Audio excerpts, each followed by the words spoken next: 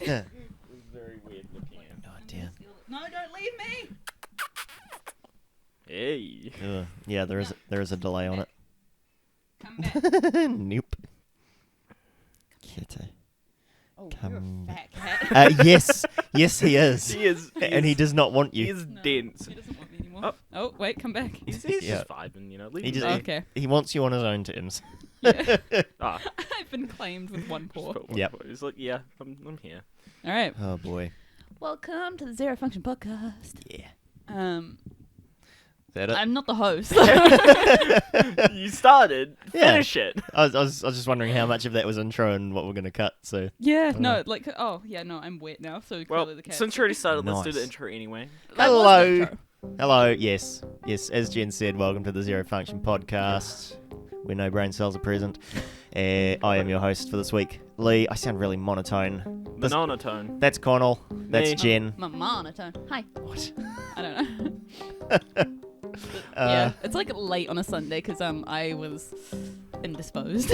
Oh yeah, indisposed. Playing a competitive game. Cringe. Basically, I completely forgot again that it was Sunday. You're really and good at that, aren't yeah, Yeah. I was literally just playing Valorant. I've literally only just set up my PC, so I'm in the honeymoon phase with my PC. So I'm just Fair like game. I get that. Yeah. Yeah, It's a new piece of hardware. You know. yeah. wanna- And my mum's already it in. started going. Yeah. Are you in that bloody computer? Oh, Had it no.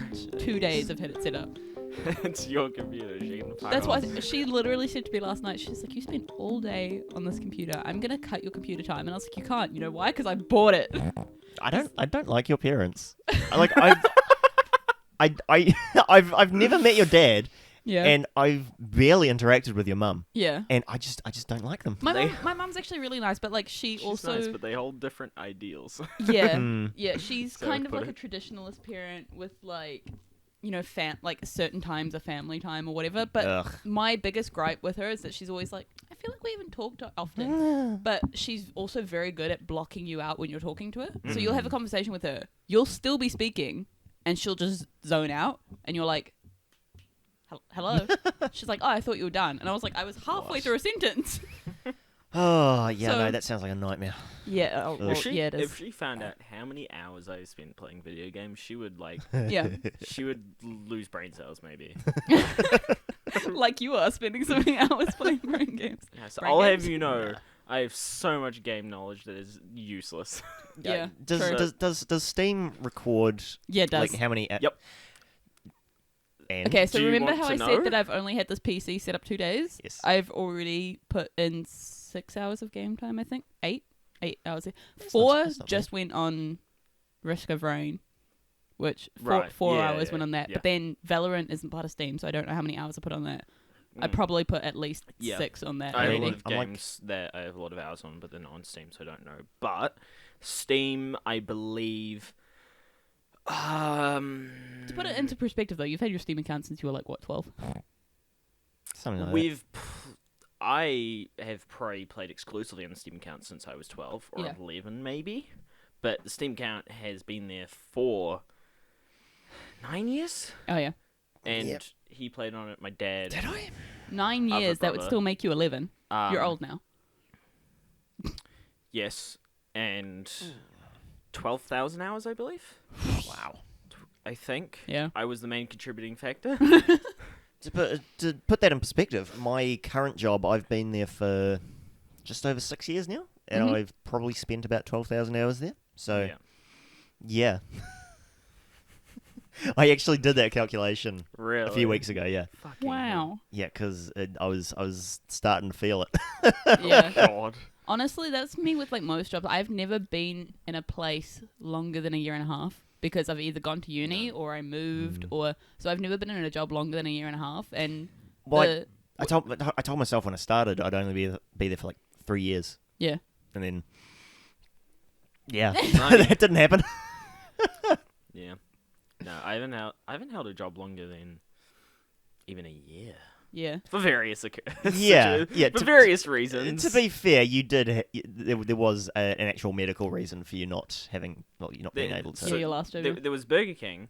So shit. Yeah. Management was terrible, so I fucked off. I was like, that was absolute dog shit. Then I Yeah. had, I did some in between stuff like online. That was Oh, yeah. kind of under the table. That was like Nice. 6 months, I think.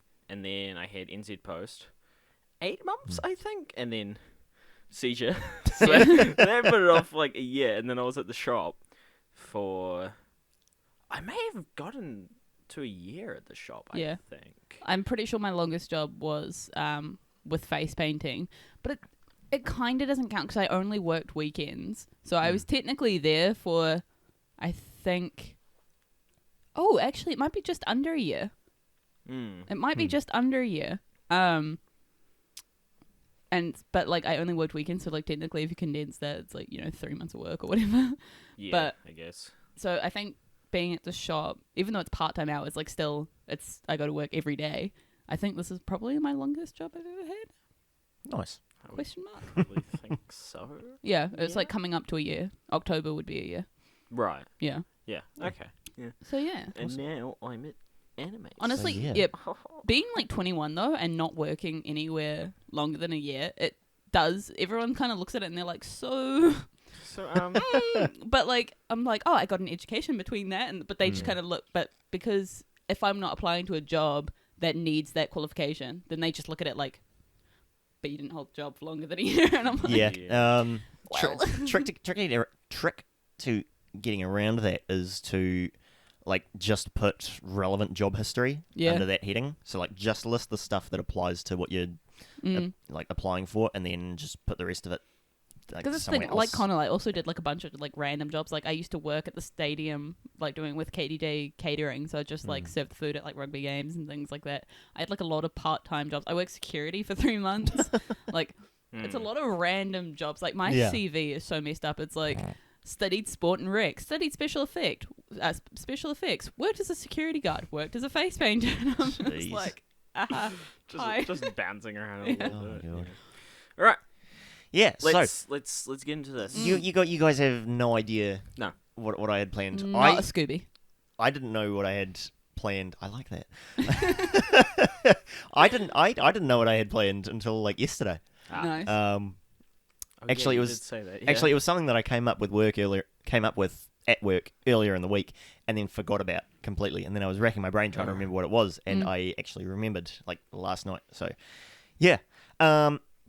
So we record these episodes 5 days in advance? Yeah. We record on a Sunday. They come out on Friday. Yeah. Yeah. Yep. Which is our current release schedule. Yes. So by the time this episode comes out, the first episode of the Disney Plus series Loki will have been released. Okay.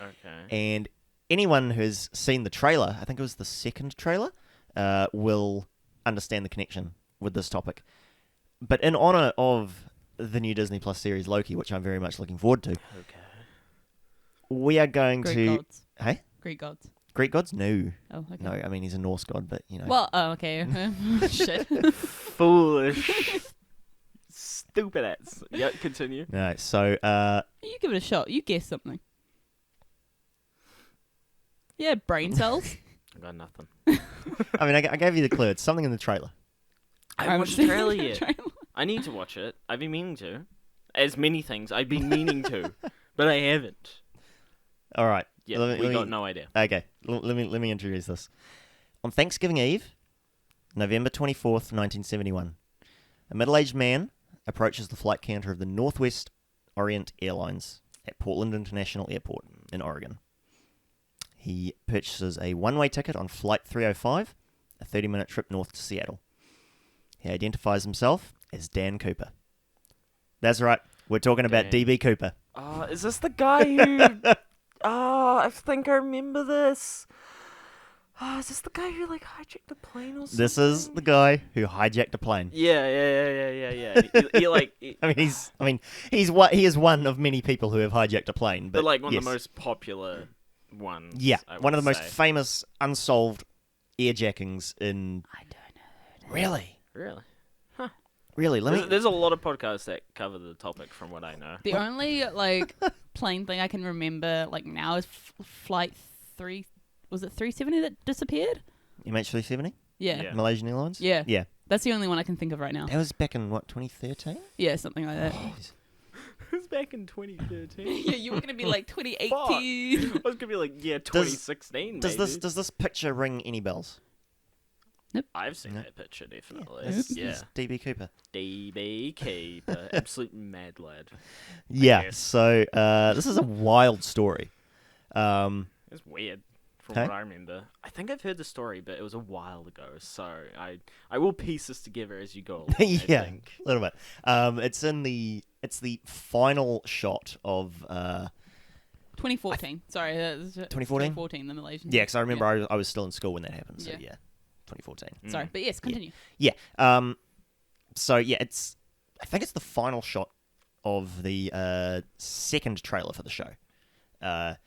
There is a connection between Loki and DB Cooper. So yeah. Because time travel shit probably.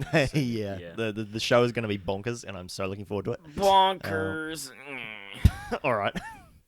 Who's the guy in? Sorry, I went off. Yes, on all right. a weird. No, please share. He's drinking, I've had half a bottle. and it's already hit you. Wow. No, Judgmental. that's like much. 2. All right, you continue, please.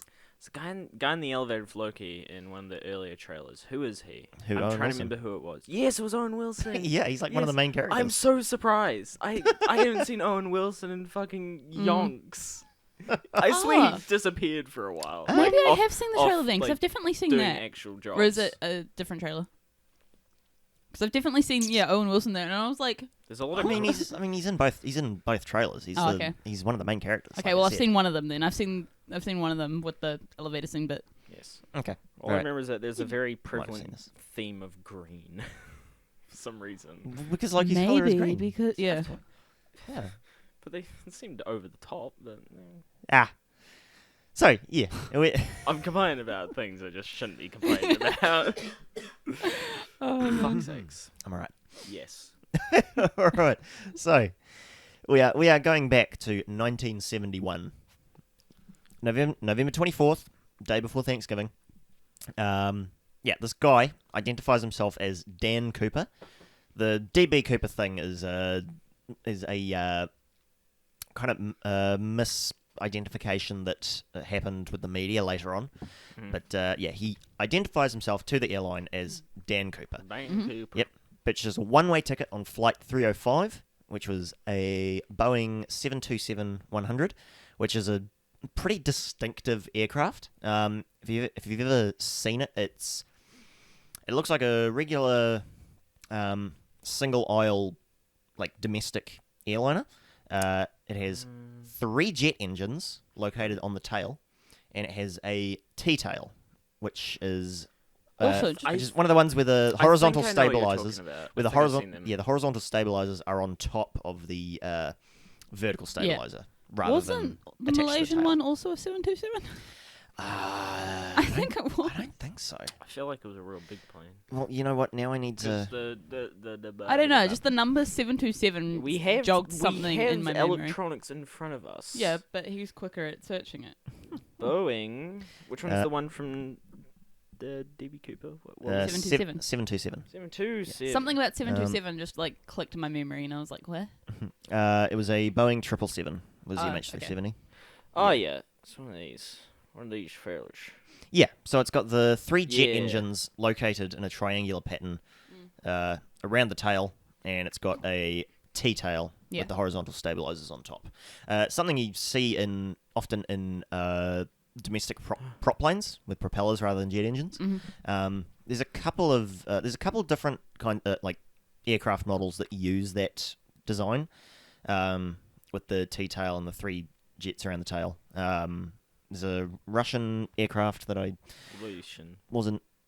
hadn't heard of before. But yeah, this one is particularly distinctive because not only does it have that engine arrangement, it has a rear, a rear door.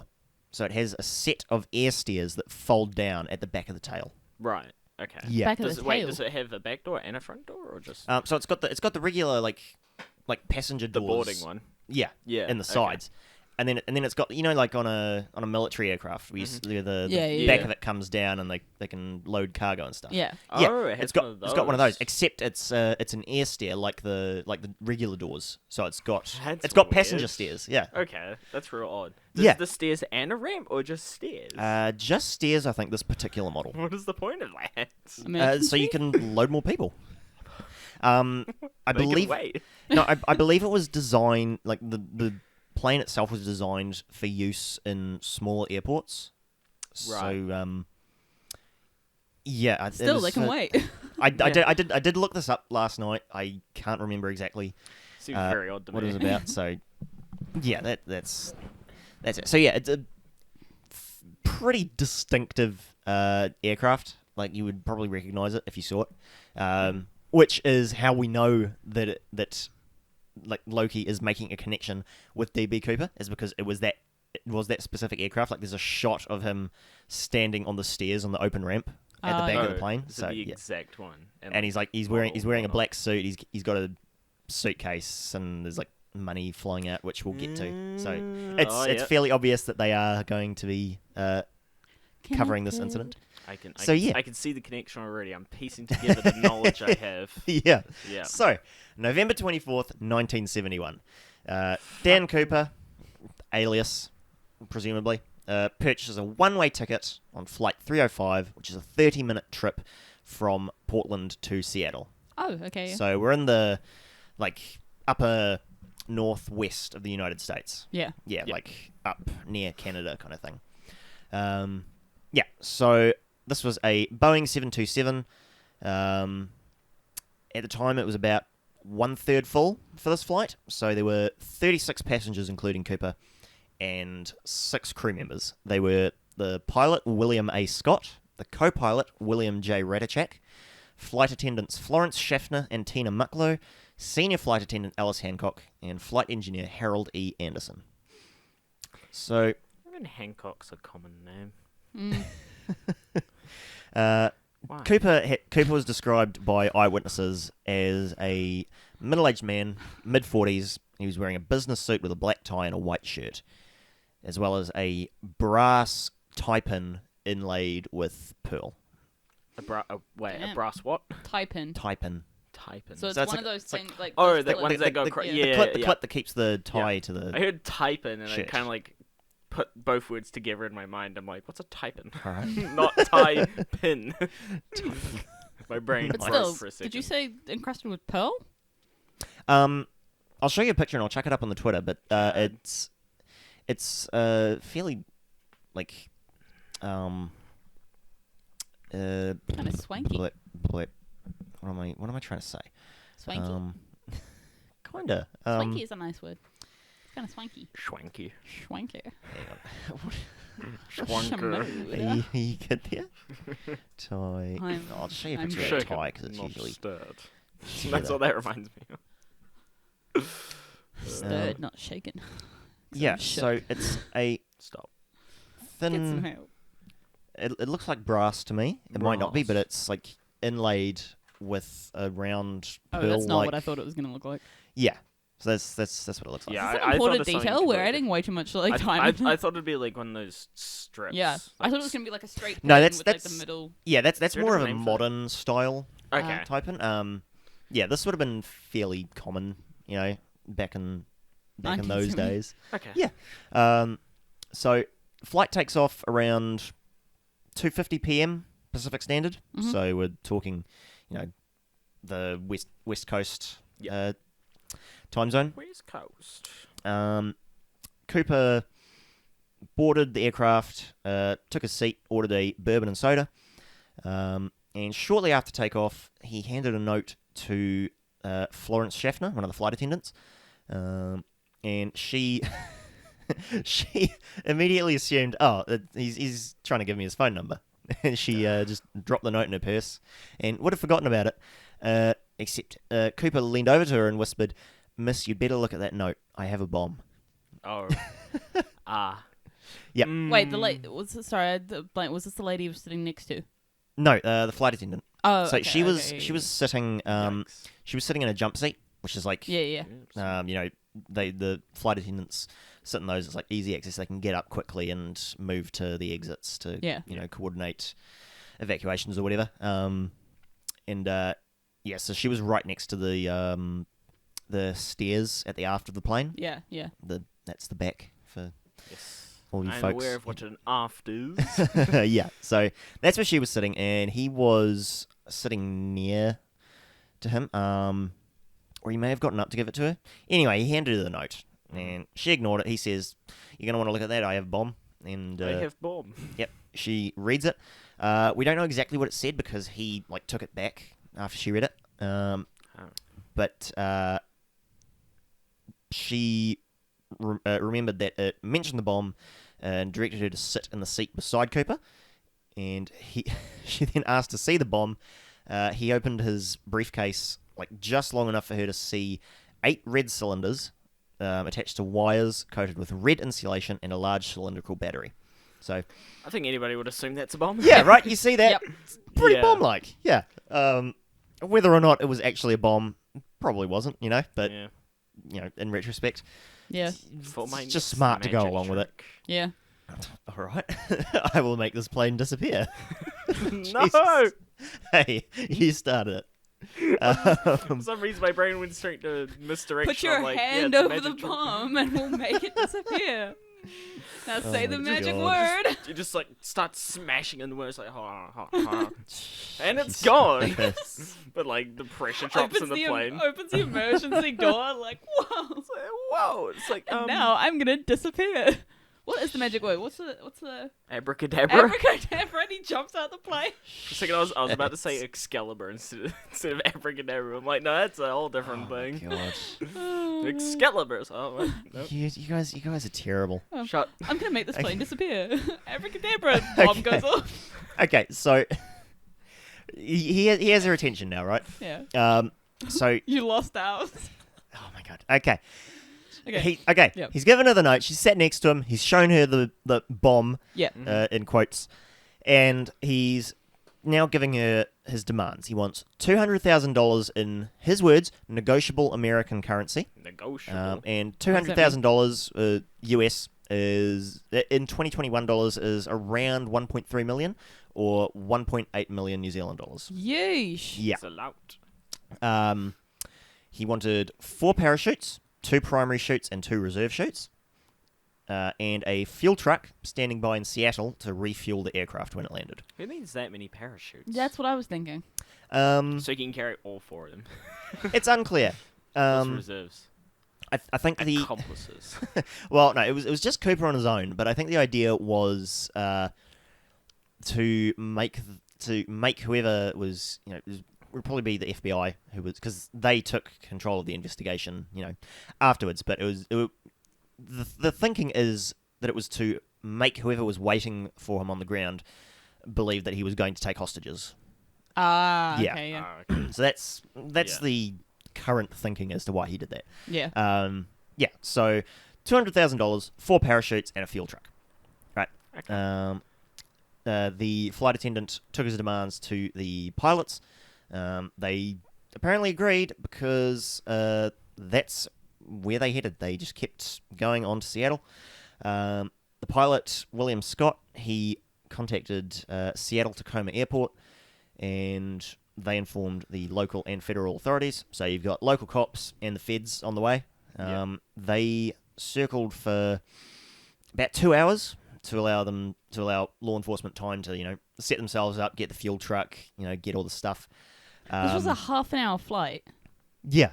and they circled for 2 hours. How did the passengers not go? Shit, we've been in the air a while. Well, they were told that their arrival in Seattle would be delayed because of a minor mechanical difficulty.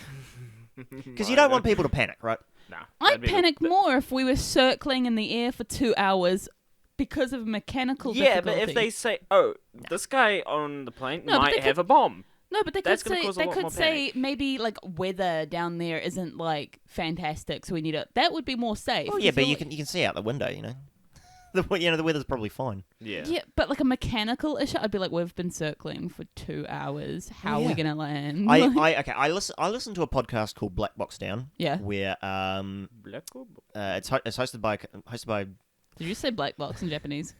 no.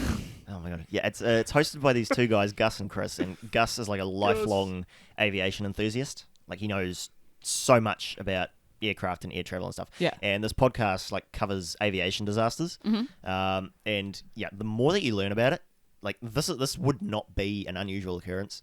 Like, it could be anything. It could be a landing light is out, or maybe the landing gears aren't engaging properly. That's still Could be terrifying to anything, me. really. Nah. Minor mechanical difficulty, just let them sort it out. Worst comes to worst, it's going to be a rough landing, How is it a minor mechanical difficulty if your landing gear isn't working? Well, sometimes it just, like, they'll have, I mean, I don't know what it was like in the 70s, but, Yeah. it might be an electrical issue, like the signal isn't. Okay, but can you getting fix through. that in the air? Depending what it is. Yeah, I mean, they've probably got carry tools to fix they've got a that flight shit. engineer on board, so, What, always? Huh? Always? I mean, this particular flight did. Oh, I well, would think that most flights do, yeah. Yeah. Unless they're and- like tiny planes. If they're anything from like a bigger company, then you would assume they would have. Yeah. I mean, Engineers. in a lot, like, going back to Black Box Down, in a lot of the cases involving American airlines, they will have a flight engineer on board. Oh, okay. Yeah. Other international airlines, not so much from It'd be from such memory. a boring job if you like just had to fly places just in case something went wrong, and you were just like, okay, I'm here now. But, I mean, I it's probably good pay. Yeah, probably. So, and something actually goes wrong, you're like, oh fuck. And then like, can you look at this? It's like, I can't fix this. Yeah, like the one incident you're on, you're Going like, down. Well, maybe. Maybe it's a landing light is out. yeah. Maybe one of the flaps isn't engaging properly, which is like not a big deal. You still have control over the yeah. aircraft, but it might be an issue coming into land. Yeah. That kind of thing. Okay. Maybe one of the engines isn't running at peak efficiency, and it's just something that could affect them if they tried to land. Yeah. Yeah. Anyway, that's what they told the passengers. The flight attendants were telling don't worry, this happens pretty frequently. It's not going to be an issue. Yeah. Just hold tight. We're going to circle. We have enough fuel. Okay, I'll let you finish, but I'm going to ask a question anyway. Okay. But like, was his plan to let the authority show up? Because like they didn't tell him that they're going to be circling for these like next 2 hours. I guess he's waiting for his demands, isn't he? Yes. Yeah, I'd imagine. I like from what they. Because how did he not just detonate the bomb? Because he's like, okay, we've been circling for 2 hours. I think he would have known that it would take them time to get the stuff together. Okay. Yeah, and from what we know of him, and the profile that the FBI later puts together, he probably accounted for this. Yeah, but they were circling for around 2 hours. The money was assembled from, I think, a couple of banks in the area, who were insured, and that's something that that gets taken care of later down the line. Yeah. But yeah, $200,000. They get the parachutes, and basically the president of the airline authorized the payment of the ransom and ordered all the employees to cooperate fully with Cooper's demands. Just because it's Right, so the the president of the company has to authorize it. Like, well, yeah. can the law enforcement not just? I'm like, sure he go was. straight through? I'm sure this was like agreed with law enforcement. How did he know he had payment though? Because like obviously I didn't have internet banking back then, so like Well, yeah, they would have had to physically go Yeah. to the banks and get the money. yeah. Yeah. Yeah. So- Cash. But that's the thing. Are they?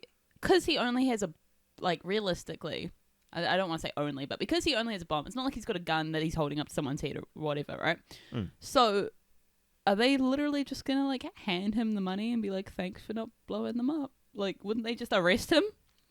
I mean, I'm assuming he would stay at a distance. They'd place it in the plane, and then he'd tell him to leave. Pretty much. so we'll So then he Okay. can close the door, Yeah. and then we'll grab the see. money. We'll see later what he does to deter law enforcement. Okay. Mm. Yeah. But It's because I'm thinking of this from like a present day standpoint, because I'm just like, how does that work? But I guess, yeah, obviously it was a lot different then. Yeah. So, Yeah. Can I have one, please? yeah, the money was assembled from, well, it was assembled as Thank you. 10,000 10,000 unmarked $20 bills. Yeah. And they basically made a microfilm photograph of each individual bill. So if they were spent anywhere, they could be tracked. Of every single, like... Yes. From what it says here, yeah, I think they did. That's probably what every took bill. $2,000. Jesus. $2,000, 2 hours. Yeah. Fucking hell. 10,000 photos. I mean, they probably had a bunch of people working on it. I would assume so. The entire... Wait, how did you say they microtracked it? No, microfilm. It's Microfilm. like it was a way of storing photographs back in the Okay, but how would they 70s, know 80s if that money's been spent?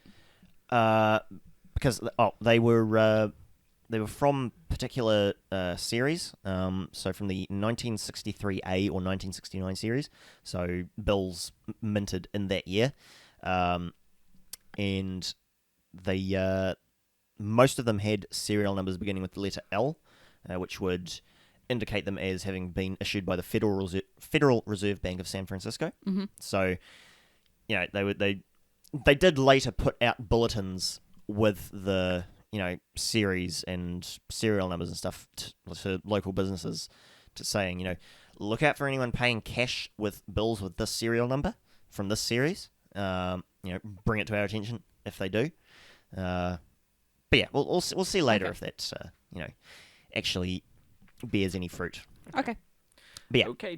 And they initially provided him with military issue parachutes, Mm-hmm. but he rejected those and demanded civilian parachutes. Why? Would the Um, military grade ones be better? Yeah. well, exactly, and that comes in later when they're building their profile. God, This guy. every time. It'll come in later. You'll see in a second. Well, In a moment. well, yeah, you guys are getting ahead of me. Ah, you're asking the right. so many You're asking the right questions. questions, though. You really are. Big brain. Yeah. Let's go. It may have been because the oh my god, the military being parachutes. Yes, I can tell. It may have been because the military parachutes were automatically activated. So they were one of those ones you attach it to a jump line, and as you leave the plane, it activates it for you. Whereas the civilian parachutes had manual ripcords. Yeah. Yeah. So that's possibly. He's gonna do a halo jump in a civilian parachute. Well, it would have been a very low altitude jump, as we will see later. Yeah. So as this was happening, Cooper was, he was cool as a cucumber, really. They described him as calm and polite, well-spoken. He's like, can I have a beverage while we wait? Well, Some criminals have standards. well, at that time, most air piracy was being because this was a thing that happened. It still occasionally happens, but back then it was it was a thing that happened, and it was a known quantity. And most of the people committing it were, they were either hardened criminals or the political dissidents who would demand to be taken to Cuba. Yeah. Because of the politics of the time. Politics. Yeah. So those were your, common kinds of air pirates back in the day. Yeah. Not as cool a thing as it sounds, air piracy. Yeah. Yeah, whenever you, I mean, you kind of picture, airships. with And like cannons and steampunk uniforms, swinging from an airship Yeah. to another one, which admittedly is awesome. just a balloon I also deflating, going. just picture just like a massive hostage situation, like in all the movies and things like that. But most of the time, I guess it is just kind of like Loki. Everyone's just like, don't panic. plane It's a lot of hijacking. waiting too. I would love to be an air pirate. Like when they start Oh. delivering. No, look, when they start delivering packages with drones and stuff, like Amazon is Yeah. Oh, planning to. All Like, right. getting a custom built hot air balloon and becoming an air pirate, hunting down Amazon drones. Just got a Dude. grappling hook, like Hell yeah! You with a slingshot or something, just with like rocks being like. like a fucking net gun with a line attached to it. harpoon. Yeah, like mounted on the side of an hot air balloon. That'd be amazing. Oh my gosh. That'd be so much fun. Fuck's Yeah. sake. That actually is a problem with the drone thing though, because do you know how many people just nick the drone? How's Sure. it? Oh my god. If I could wear- if you just if I could wear predicted the future, like I wouldn't be surprised. I'll be honest. If I could would wear not be surprised. steampunk clothing without judgment in public, like yeah. yes. Honestly, Yes. yeah. Vibe. That's why I wish we lived in a different country, just because I've seen like the Japanese and Chinese street fashion, and what are there was another country. Japanese. I mean the Korean probably. The Japanese, they're pretty. conservative. There was I definitely yeah, but Unless they, maybe it's like in the middle of Tokyo. But Yeah. yeah. Or you're talking somewhere like Taiwan, you know. Yeah. No, I think not it was like, Tokyo. Not like mainland China. it's still quite conservative, but it's still like Outside Tokyo, no. The It's like edgy, but- younger generations would be Yeah. a lot more accepting Yeah. of that kind of thing. Yeah. yeah, it's like edgy, but it's still obviously like full coverage and whatnot. But like, Yeah. dude, whew, Fair enough. Did you, hair did- you wear did like you guys- platform That boots was and quite stuff. the sound you made there. Was it? It was very high little pitched. squeak. Yeah, a little like, squeak. Oh. No, I that was. didn't even register that. No. But you know, like here I wear Um, my platform boots, Oops. boots, and I get like stares for days. Nice. Speaking of full coverage, just to go completely off topic, do you guys see that topless pic that Elliot Page posted? Who? Elliot Page. Ellen Page is now Elliot Page. So Yeah, Juno? he transitioned. He transitioned Juno? probably about 6 or 7 months ago. I Yeah. haven't watched Juno. Oh, okay. Yeah. But he not- he was in Inception. He was the architect. Don't remember. Yeah. So yes, he. Oh, right. yeah, okay. he transitioned a few months ago. Right. Yeah, and he's since had Top surgery? yes, and he posted Oh, damn. a topless pic. Like, dude, give me your workout regimen. Like, bruh. Yeah, like abs for days. Yeah. Bruh. Yeah, Where So did that it's- come from? it's impressive, right? Incredible. Yeah.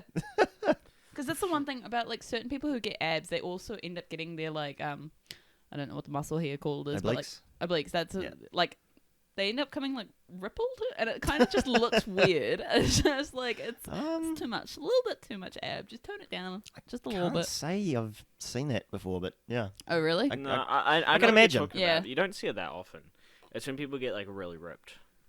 That kind of happens. I mean, I guess Yeah. I don't go looking for topless pictures of men, but Honestly, I'll take your word for it. abs are so overrated. The only people that Oh, care about gosh. abs are the people who care about like, oh, he has to be like super good looking. Da, da, da, da. Other than that, nobody really cares. I care about abs. Yeah, but you're a guy, so that's like a personal thing. It's not like you're looking at someone that's like, No, I'm talking about like abs on women. oh, well, Like- there you go. Yes, please. Strong woman, man. I was Yes. I was expecting that to be followed by "Step on Me." That's exactly where that sounded like that was going. I don't know why. It would be an honor to be stepped on by you. I mean, I'm not quite into that, but No. Fucking weirdos. We move back to. I'm not. Sure thing. Just for it's alright. You're still recording. clarity, I am not. Thank you. You were not? I am not Mm, into being stepped on. Oh. Right. Okay. To clarify. I want to move my legs, but No. cat Uh, on my leg. Fit, Oh, yeah, it's fit, a wo- cat if you fit notice. women, yes. Being stepped on, My foot. eh. Thank I you. think we can all agree on that. Oh my god. Why are you so disrespectful to our animals? It's not disrespectful. He's got a little hat. It looks like a yarmulke. Oh my god. He looks a Bar little mitzvah. angry. Shit. Okay, so How dare you? yeah, so There's a tiger on it. It's just his inner personality. oh my god. So You guys are center, terrible. I don't like it. Oh, hello. Right. Yeah. I'm So, sorry. Cooper, he was described by the crew at this time as he was polite, he was well spoken, he was calm, cool, Collected. didn't seem worried at all. He remarked a couple times on the terrain below them, and this is one of the things that they took into account when they were putting together this profile, is that he seemed to be familiar with the surrounding area. He was able to point out Tacoma City, The coma. on on the ground. He also correctly mentioned that Macleod Air Force Base was only a 20-minute drive from the airport where they were going to land, which was something that a civilian probably wouldn't know. Yeah. Like, unless they'd Yeah, it's a deliberately little odd. gone looking for the information. Yeah. Maybe he just went on a lot of flights around before he did it. He's just like, yep, It's possible. it's neat. 'Cause, I mean, a common thing about staging a job is to, survey the area, I guess, where you're gonna do it. But I mean, But also, like, Google. It's an idea. Was Google around? No. No. 1971, no. Yeah, no. you insane. I forgot what the year was briefly, but fair that's like they couldn't just Google that information and be like, No. what is around this area? So No, you have to actually Yeah, look definitely. for it. So yeah, weird thing for a civilian to know at that point in time. Yeah, he ordered a second bourbon and soda, and even offered to. No, he did. He paid his drink tab, and then offered to request meals for the crew during his stop in Seattle. So it was around 5:24 p.m. If you remember, the flight took off at about 2:50. So half-hour flight time, and then they've been circling for a couple hours. 5:24 p.m. Pacific Standard Time. He was informed that they had met his demands. The money and the parachutes were waiting for him. And at 5:39 p.m., the aircraft landed at Seattle-Tacoma Airport in Washington State. bet all What those does he do? passengers were like scared when they were about to disembark and they just see military vehicles everywhere. It's not a minor mechanical failure. No. So he instructed the pilot to taxi the plane to an isolated section of runway that was brightly lit. He closed all the window shades in the cabin, just so in case they had snipers on the roofs or whatever, they couldn't see into the plane. The operations manager for the airline, a guy named Al Lee, he approached the plane in street clothes because there was concern that his airline uniform might be mistaken for a police uniform. So he approached the plane to deliver the money and the parachutes. And then once that was all handed over, Cooper allowed all the passengers to disembark, as well as Schaffner, the flight attendant, and the senior flight attendant, Alice Hancock. So all of them have gotten off the plane. So it's just the pilots left. Yep, it's just So pilot and co-pilot? it's just Cooper, the pilot, the co-pilot,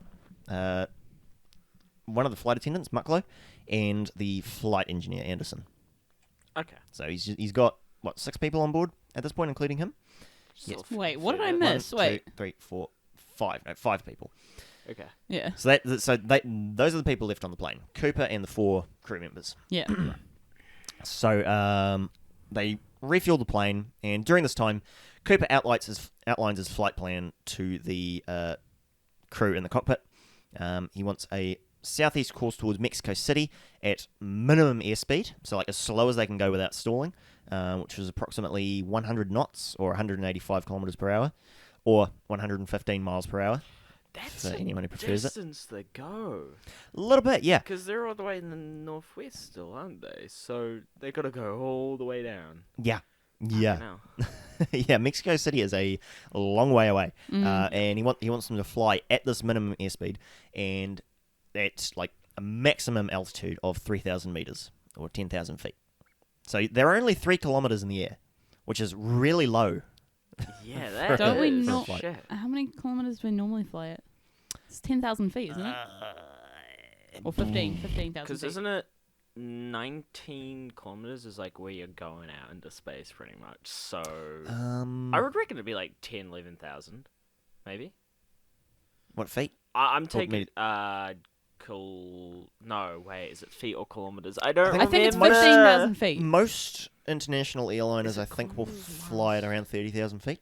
Oh, okay. Yeah, so that's about 9 kilometers, Damn. which is I pretty had up a there. decent guess. Yeah. If Still- Until you added if- 1,000 and then you went way off. I mean, I suppose if you, like, I don't know how high if you're going parachuting, I don't know how high those planes fly. I think that's probably 15,000. That's probably where I got that number from. Okay.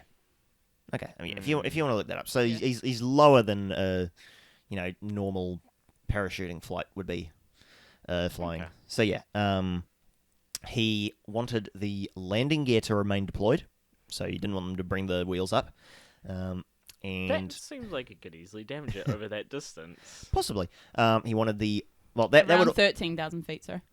okay. All right, so yeah, they're lower than the general Yeah. parachuting. How high did you say they were? 10,000 feet, 3,000 meters. Yeah. Yeah. So this is 4,000 meters. Yeah, so yeah, they're about 75% the altitude that you'd Yeah. want to be at. Yeah, he wanted the wing flaps to be lowered 15 degrees. Disgusting. Stop. What are you doing? Oh, Oh, because he's clicking. my leg's on him. I can feel him clicking Feel his the leg. entire For- thing Like, going. yeah. For context, for audio listeners, Jen has her foot on Conall's leg, and he is rotating and clicking his ankle. Yeah, It- but I can it feel it just all the does way it. up through like his bones into my heel. Oh, goodness. He's also put a bear cap on top of the cat's head, That's great. Yeah. which is what It's we a were little talking hat. about 5 minutes ago. the kitty's paw because it gave it to me. Oh, dear. It's just a whole Yes, thing. the cat has joined us for this episode. Right. Yep. So Curiosity. he wanted the wing flaps to be lowered 15 degrees Yep. and for the cabin to remain unpressurized. So, What is this man up to? Unpressure. Okay. yeah. So, they pressurize the cabin Yeah, during yeah. flight to. Why are the wing flaps lowered by 50? Um, What? I think this is all to make sure that they can't fly faster because the landing gear would interfere with the airspeed. The wing flaps would interfere with the airspeed. Yeah. Is he just keeping it at speed so he can jump out? I mean, At like any moment. Yeah, yeah. Your expression just tells me everything I need to know. yeah. Okay. So But he also requested all his parachutes, so I guess he gives them a fighting chance to escape too. well. Okay, continue. Continue. Yeah. So the co-pilot tells him that we can't fly that far. With all of these under all of these conditions, we're going to have to stop to refuel. So they agree to stop in Reno, Nevada, to refuel, and then continue on to Mexico City. Cooper's he agrees with this. He wanted them to take off with the rear exit door open and the staircase open. So not the stairs in the tail, but just the rear door. Okay. Only that door? Or was there doors on both sides? Or just one side? I don't know. I mean, generally in airline world, It's just you one have side, isn't it? doors on the one side. Yeah. So yeah, he wanted the rear door to be open and Okay. have the staircase extended Right. as they took off. The airline's home office didn't want them to do this, and because it would have been unsafe. And he was like, "Okay, all right, I disagree with that. I think it's perfectly safe, but sure, we'll leave it closed." What? Yeah. Okay. He's just like, yeah, I'm hijacking this plane, but your logic is very sound. Yeah. I'm gonna listen to that. Oh yeah, no, this guy was, by all accounts, polite and calm and such the whole time. It's making my leg go numb. Oh my god, I mean, we can swap. I just need to. jeez, you guys. He's just sitting ever so slightly too close. My leg has to go somewhere. Yeah, fair enough. An official from the Federal Aviation Authority also requested a face-to-face meeting with Cooper. Yeah. Before they took off, but he was like, nah. It's like, no, fuck Yeah, off. no, denied. Surely he didn't. Surely you should have just asked for more money while he was there as well. Yeah. May as well. So around 7:40 p.m., 2 hours after they landed, the plane took off with it was only Cooper and these 4 crew members aboard. They had 2 F-106 fighters following them for a while, basically where he couldn't see. So one of them was above and one was below the plane, Right. following. They also had a training aircraft following them, but they ran out of fuel and turned back, just before they hit California. So now the fighters were following the plane basically all the way. So yeah, he after takeoff he sends the flight attendant into the cockpit and asks that the crew remain there with the door closed. She saw him as she went in to the cockpit. She saw him tying something around his waist, which she assumed later to be the money bag, because the cash was delivered in a knapsack. Yeah. So, yeah. Around 8 p.m, there was a warning light in the cockpit. Just came on, and that indicated that the aft air steer had been activated. So that set of stairs at the back of the plane and the tail had been activated. There was a change of air pressure, which indicated that the door was actually open now. Mm-hmm. Yep. And then around 8:13 p.m, there was a sudden upward movement in the aircraft tail section, which kind of like... I'm assuming that's because the weight has lifted the rear of the plane. Yeah, and Yeah. we'll see that they show that in the investigation later. It's pretty interesting that you can tell from that. Like, Yeah. pretty neat. Well, it was substantial enough that they had to adjust like their flight level. really? 'Cause, What, like, from one person jumping out, it changed. yeah. The guy is estimated to be around 90 kilos, so, well, maybe a bit less than that, but yeah, like just that weight, like leaving the back of the aircraft suddenly, like caused it to tip up a little, Damn. like so much that the crew noticed. Yeah. Yeah, and they had to like bring the plane back to flight level because it actually like caused it to pitch down a little. Yeah, and around 2 hours later, at 10:15 p.m, they landed at Reno Airport. The stairs were still deployed, and they were met by FBI agents, state troopers, and sheriff's deputies who searched the plane and basically said, "Yeah, this guy is not on board anymore." He gone. Did they not like go out They of were the told- cockpit? They were told to stay in the cockpit. Do you think they're gonna risk going out? And dude still has a bomb, Well, that's what I'm saying. Would they not go out to check Techn- to see if the presumably. bomb is? But what if he there? didn't leave? What if he chucked something out the plane that displaced the weight as well? Yeah, like this is probably standard procedure back then. Yeah. For a hijacking, it's like comply with this is way before. This is like 30 years before 9/11. So they don't have all the procedures that they have these days. I guess so. But like, I don't know. If I felt like that weight distribute, what if he'd like, let's say the bomb was real because we don't know. But like, what if he'd just put the bomb against the door and then left? Like,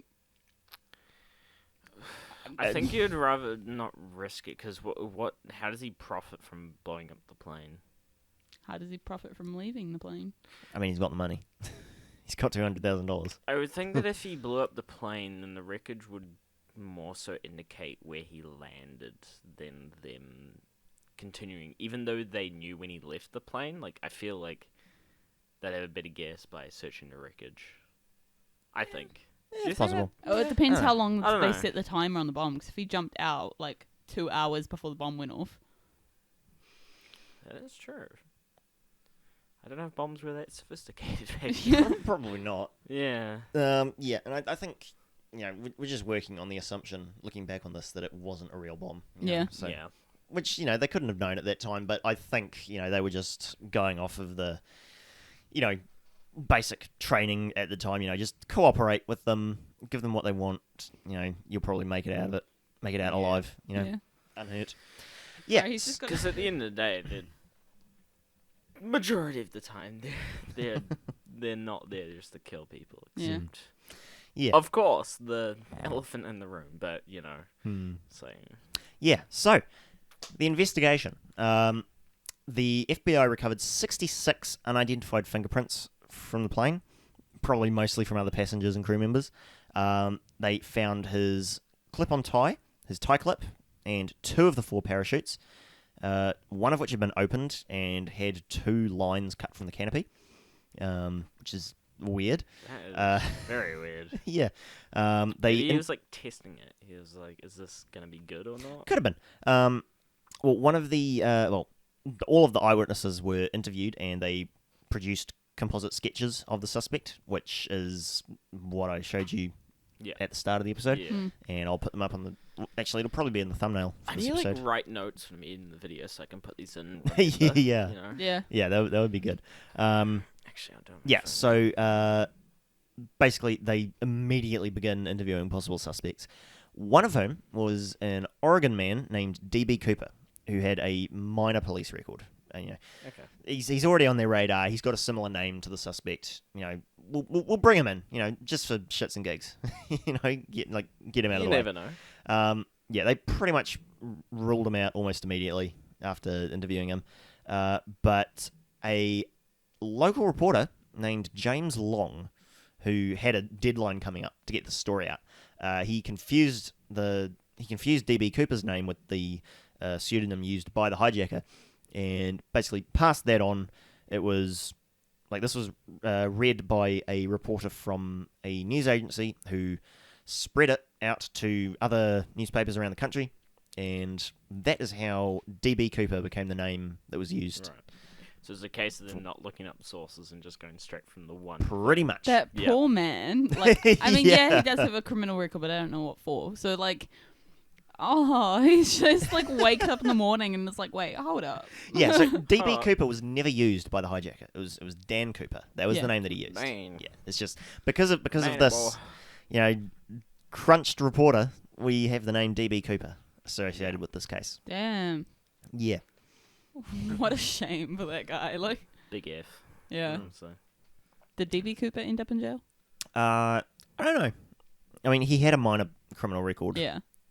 I don't know. I don't know anything about him. We could probably look him up, but yeah. I don't have my doubts that he did. Unless he did something else, but...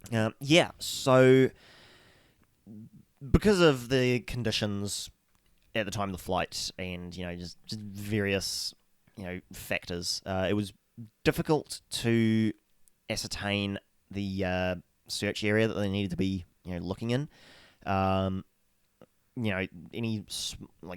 tiny difference in the aircraft's speed or heading or, whatever could have resulted in a vastly different search area than, any others.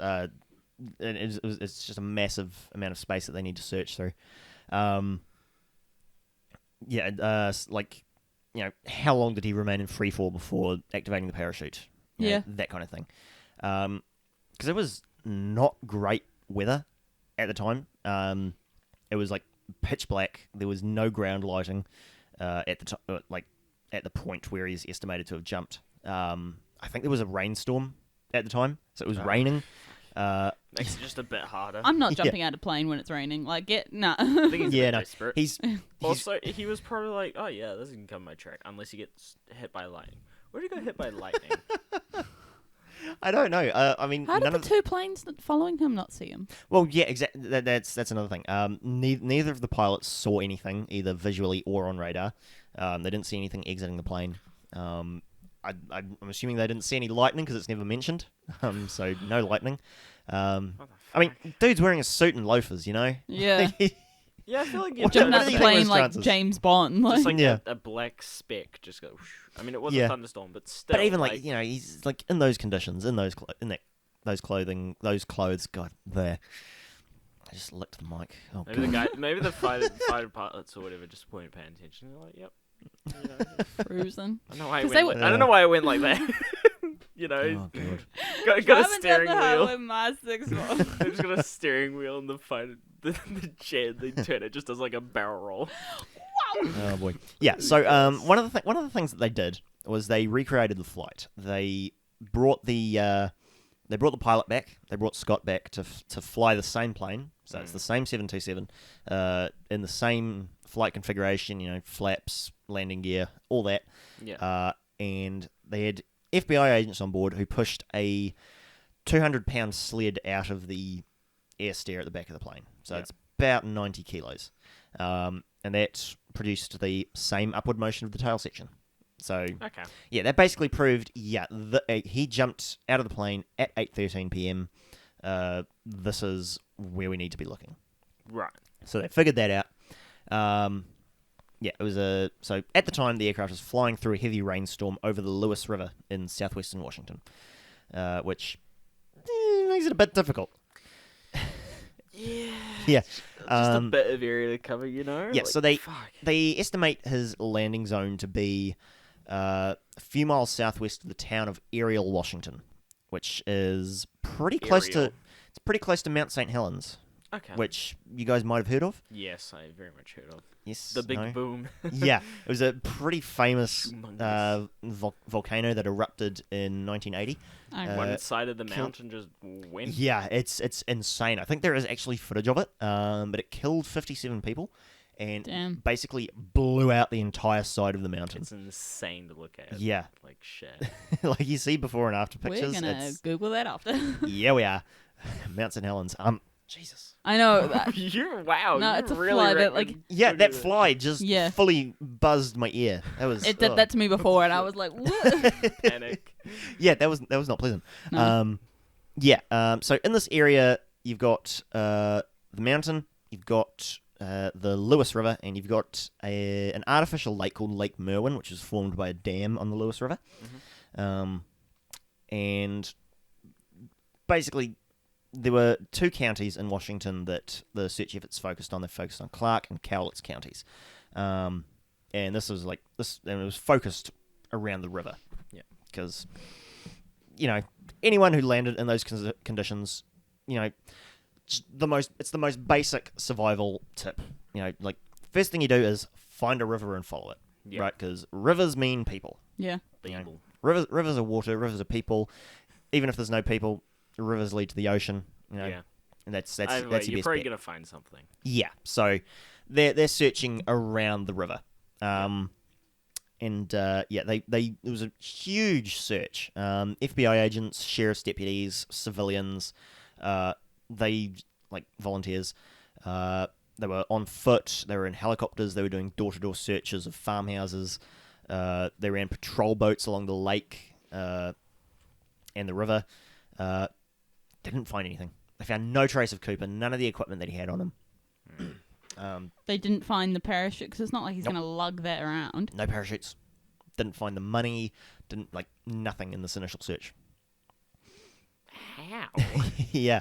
Like not finding him, sure, but like not finding the parachute. I don't know, maybe he chucked it in the river and just let it float downstream, but it would like snag on something. You'd think. Yeah. Well.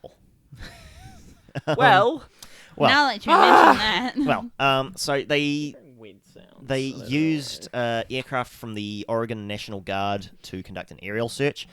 Again, nothing. They went along the entire flight path. Nada. Because I think either it was in the trees, so it's hard for people on the ground to spot, or it was in the river. So the aircraft would probably see it if it was in the trees. Yeah. And people on the ground would see if it was in the river. Like, And there's no way he could have like landed in like a dense bit of trees because he what if probably he would have literally died. dug a hole and put it in a hole?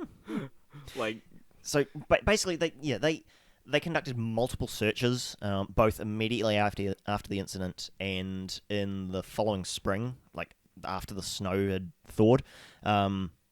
They conducted two 18-day searches in March and April of 1972. They used a submarine belonging to a local marine salvage firm to search the lake, which is like 60 meters deep. Again, nothing.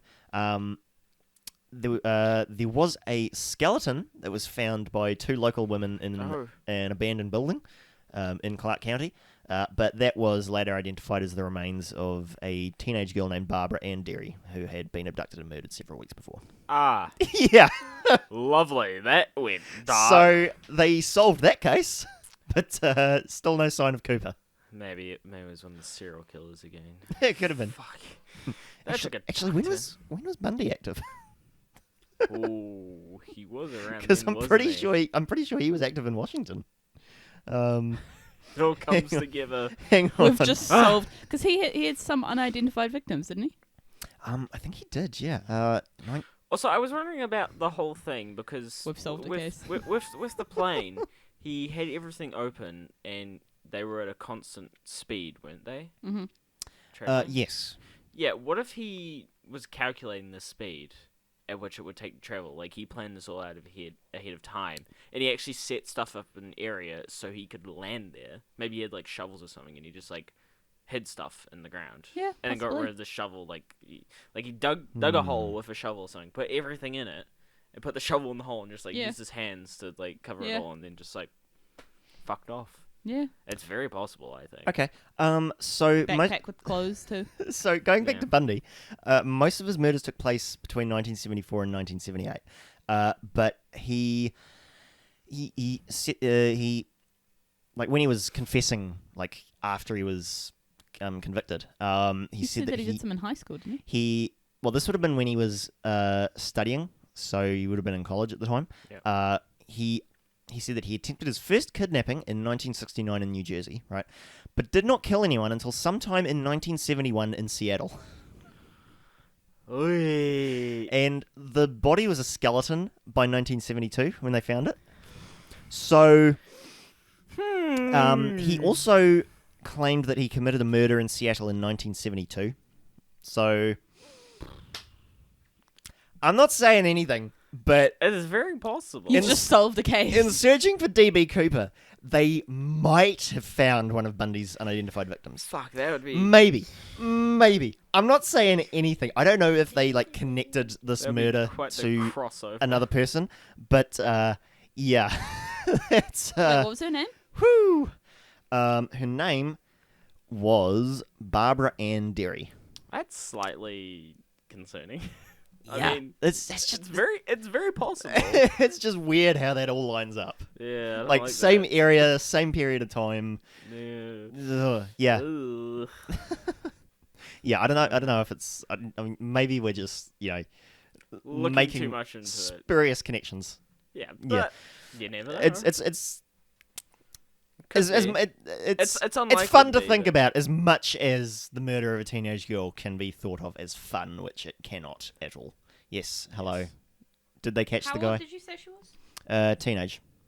18. Found March 29th, 1972. Reported homicide. Barbara Ann Derry, age 18, 5'1" tall. This makes 6 victims of suspect Warren Forrest and one of Ted Bundy's. So she is an actual suspected Bundy victim. Yes. Big brain. Delayed reaction. Because I'm trying to make sure. Yes, you were reading. Yes, I got it. Okay. Okay, I'm actually Interesting. really impressed that we made that connection. Yeah. Holy shit! We, like me and Conall, did so much. Yeah, I have I'll take thoughts. credit, yeah. Fuck's I sake. don't even. I'm gonna have to listen back to this episode and like figure out how we got to that.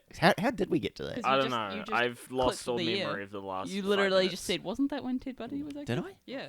I don't remember. She was Yeah. a Vancouver, WA. Vancouver, Washington, not to be confused with Vancouver, Canada. Yeah, but Clark College student. Where did he go to? Oh boy, we're getting into it now. Surely not. She was last seen hitchhiking along State Highway. Clark College. Huh? Didn't he have the car that he picked people up in? It was like the. What car was it? It was the red one. Was it No, it was a brown Volkswagen. Oh, yeah.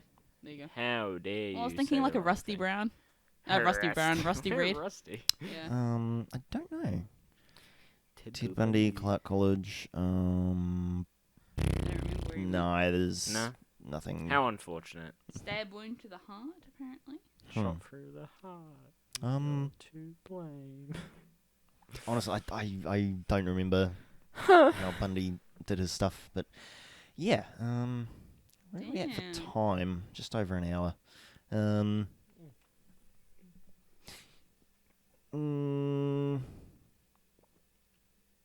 There's a.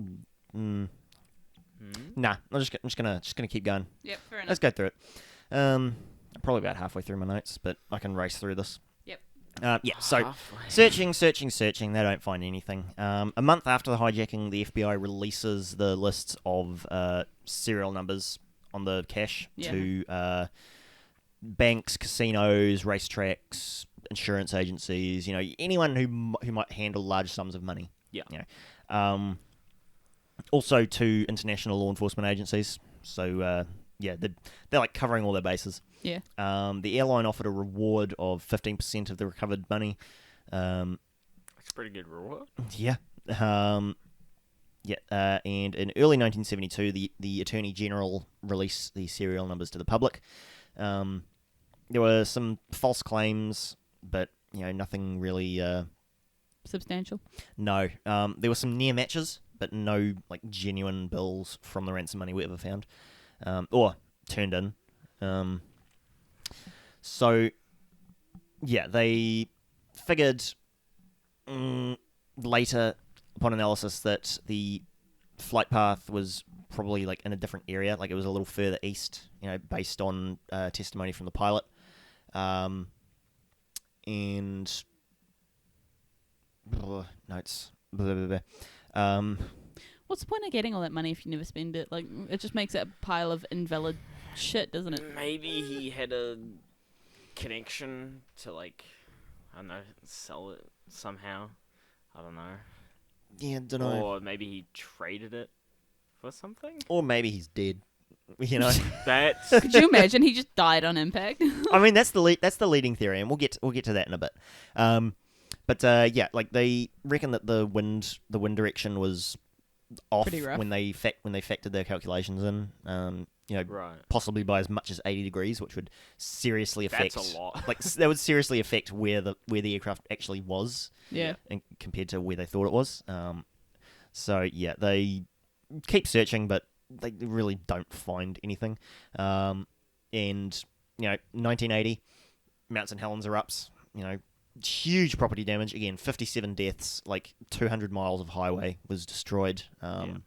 Homes, all that kind of thing. Yeah, just utter devastation. Huge ashfall. Just Kind they of surprising have that time to only deal with 57 people that. died, though. Yeah. I believe there people was, were warned, like well, it had quite been far in advance. it had, weren't like there was visible activity like leading up to the eruption, so there were people there like actually watching it, and I think there was a volcanology team like actually on the mountain when it happened. I think the biggest danger would have been the eruption that went out the side, but obviously like that's only one direction, so if people were far enough away, it wouldn't matter. It was pretty much the ash fall, I think. Possibly Why ashfall, shockwave from the explosion. Just all sorts of things. But yeah, no, you are right. It was incredibly lucky that there was only that many deaths. Yeah. Like yeah. Imagine if there was a town in the direction of Ugh. that Oh god. explosion sideways. Just Yeah. would not have been good. 'Cause Ugh. I don't know how far it went, but like it was a huge shockwave in that direction at least. Yeah, it was nuts. Yeah, so the speculation is that the eruption would have destroyed any remaining physical evidence. So yeah, They had they are playing with the cat. playing is interesting. You molesting the cat. Wait, alrighty, The okay. cat looked up like, hold up. Because What? you made noise. Come on. Because you said weird things. It means annoying. I used it properly. It has different connotations. Go to sleep, go to sleep, go to sleep. Depends. No, I'm Depends on the right. context. So, in 2016, they officially suspended investigation of the case. The FBI did. Basically, 2016. Yeah. So they've kind of been like on and off, investigating leads for that long, but they were basically saying we've not found anything substantial in this time, and we need to free up manpower for investigating other active cases. So we're basically stopping this. Like 35 plus years, like... Yeah. If there is 45 years. Yeah, true, actually. If there is actual evidence, we'll look into it, but we're not going to be actively, investigating anymore. So, yeah. Their case file was 60 volumes, and it's been preserved at the FBI headquarters and also on the FBI website. You can find the whole case file. Oh shit! It's actually really interesting. It's fully released. Yeah, it's got like newspaper clippings. It's got the microfilm photographs of the ransom bills. It's got court transcripts, all the sketches and stuff, witness testimonies. I had a look at a few of the documents. Like it's all there. Not gonna lie, this sounds like Loki overhyped, because all he did really was take some money and jump out a plane. Like, nothing really It's bad. so interesting that he was able to disappear. Yeah. Just yeah, like it's that. it's the fact that it's never been solved, and he was like just such an enigmatic character. Like For a hijacker, guy in a that's probably business the best suit. hijacker you could get. Yeah, like guy in a business suit. He's completely calm throughout the whole thing. He knows what he's doing, and then just disappears without a trace. Nothing's ever been found. It's just stuck in the public consciousness. Yeah. It really isn't that big of a deal, but it's just It's just the fact you're fun. like, how? Yeah. Yeah, Why? exactly. 'Cause he Exactly. didn't It's the really- mystery. He It's the didn't really mystery. threaten anybody on board either. Like other than the bomb, obviously. Yeah, but he didn't say like I'm planning to He kill didn't. everyone. He didn't here. like yeah. physically assault anybody. He was just like, yeah, this is like, just don't mess with me, and we'll be good, man. Yeah. Pretty much. Pretty much, yeah. Yeah, so you can find the entire case file on the FBI website. Yeah, highly recommend if you're really into this case. Actually, I should have asked this question in the beginning. How the hell did he get on a plane with a bomb? This was way before like any kind of. So, well, actually, we'll get to that. We'll get to what changed because of this. Oh my love! No, you guys are asking good questions. But now I want some answers. You will get answers. Really need to go I piss. promise you will get answers. So now we're going to talk about the evidence. There were 3 major pieces of evidence that were found actually on the plane. They had his clip-on tie, the tie clip. Major piece of evidence. It is because it's something that actually belonged to him, like Yeah. physical evidence. Going his- to every like $2 Sure. shop being like, did you sell this? well, I believe the tie was it was a J.C. Penney tie, so just generic department store, hundreds of them sold every day Yeah. kind of tie. Okay. Clip-on Just tie. a What a black clip-on rip-off. tie. Not he didn't even wear a real tie. I think they were pretty common Yeah. back then, like in the 70s. Actually, a lot of law enforcement, like even today, will wear Yeah. clip-on ties because, Well- like federal agents, that Yeah, kind but of it's thing. also like a choking Yeah. hazard. If you wear a Yeah. real tie and someone grabs Exactly. your tie, Exactly. Yes. That is why law enforcement wear clip-on ties. yeah, Yeah. Interesting. I don't know. yeah. If they grab Yeah. it, they can just. Yeah. It's just like yeah. Actually, yeah. I didn't It think it is. about It's literally what it sounds like. It's just a tie with a fake knot, and it's got like a metal clip that just goes on the shirt collar, Yeah. and it Okay. just looks like a regular tie. that. Yeah. Right. If you never had a clip-on tie, I've never had a clip-on tie. I've worn a tie once. I don't know how to tie Did a you tie. not? We don't- they have to wear a tie at school for like formal events. Only graduation. I wore a Oh. tie Because every day of year 13. Try hard. I liked wearing a tie. you did. Yeah, I wore a tie and sweater. I didn't even notice. I Seriously. feel like I remember that. I feel like I remember that actually. Yeah, probably. Yeah. I don't remember. I Oh, also own many ties. All Yeah. I did was I actually quite like. all I ties. did was start wearing the black pants. I like wearing 'cause nice clothes. I hated the fucking shorts. Oh, I yeah. Oh, yeah. hated them. Yeah. No, Yeah. I like- I wore trousers, sweater, and a tie. Yeah, I always wore the trousers, but then Yeah. usually I'd wear the shirt, Just But 'cause but I I'd liked- always have the shirt always rolled up. So Yeah. It's like, or a jacket. Did you guys Mm. have short sleeve shirts? New. No, would See, always I roll find ours that's up. I find that so dumb. You guys should have like a summer and a winter shirt. You I just, don't- I you just don't roll mind. them up. Yeah, you just roll them up. It's Yeah. fine. Yeah, I think it looks better than a short sleeve anyway. Yeah, definitely. I guess so. Looks smarter. I would say. like But rolled th- cuffs. But then they'd be like, "Oh, tucking your shirt." I'm like, nah. Dude, No. I wish we had pants. Do you know how swanky I would look with my blazer and my pants? Yeah, I always like, found it weird that the girls' schools only offered skirts. Yeah, Yeah. Yeah, It was bizarre. yeah. Like we had in the little pencil disappointing. skirts as well. Like you become Yeah. senior, you have to wear a pencil skirt, so you Mm. you look like a real nice lady. But it's just so No, awkward no. because everyone would always hem their skirts up anyway, so they were like up Yeah, here, they would. Bro, and you're like, bruh, would have been so much better. yeah, just With give them some pants. pants. Yeah. Yeah, no, Yep. it just looks better. Yeah. Yeah. I'm So not skirts, not a big fan. I must admit. yeah. So yeah, on the plane they found the tie and the tie clip, and also 8 filter-tipped cigarette butts.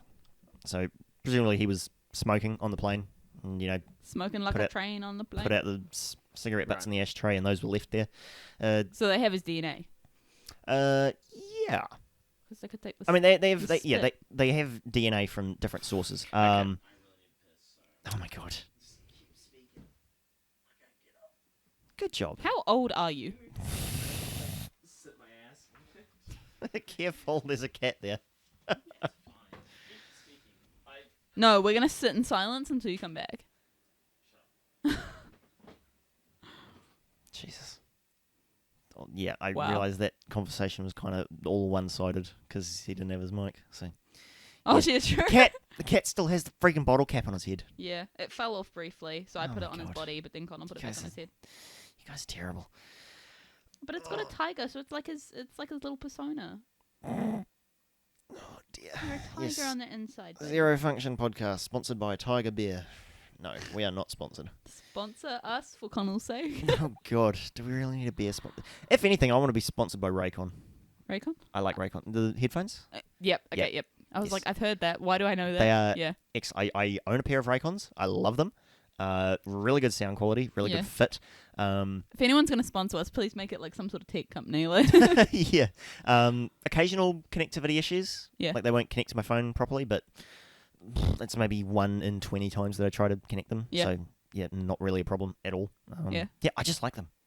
I wish I'd waited a few months and got the like new design ones with the actual hinged case, because my case like is magnetic and just like the lid fully comes off. So, oh yeah. yeah, it's a little annoying, but yeah, they're the older model. The new model have the actual hinged Yeah. case. So. I need to get some new headset because like the headset I have at the moment, it's one of those ones that actually like sit on my ears. So like Oh, after like over-ear headphones, yeah. yeah, after like an hour or whatever, my ears just start like dying, and I'm just like, Yeah, well, see, I wear earmuffs all day for work. Yeah. So, and I also have over-ear headphones for my yeah, laptop. So, yeah, it's not great.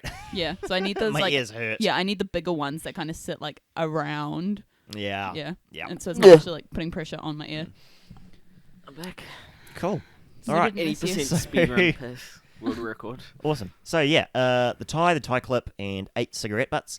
The cigarette butts were later lost at some point.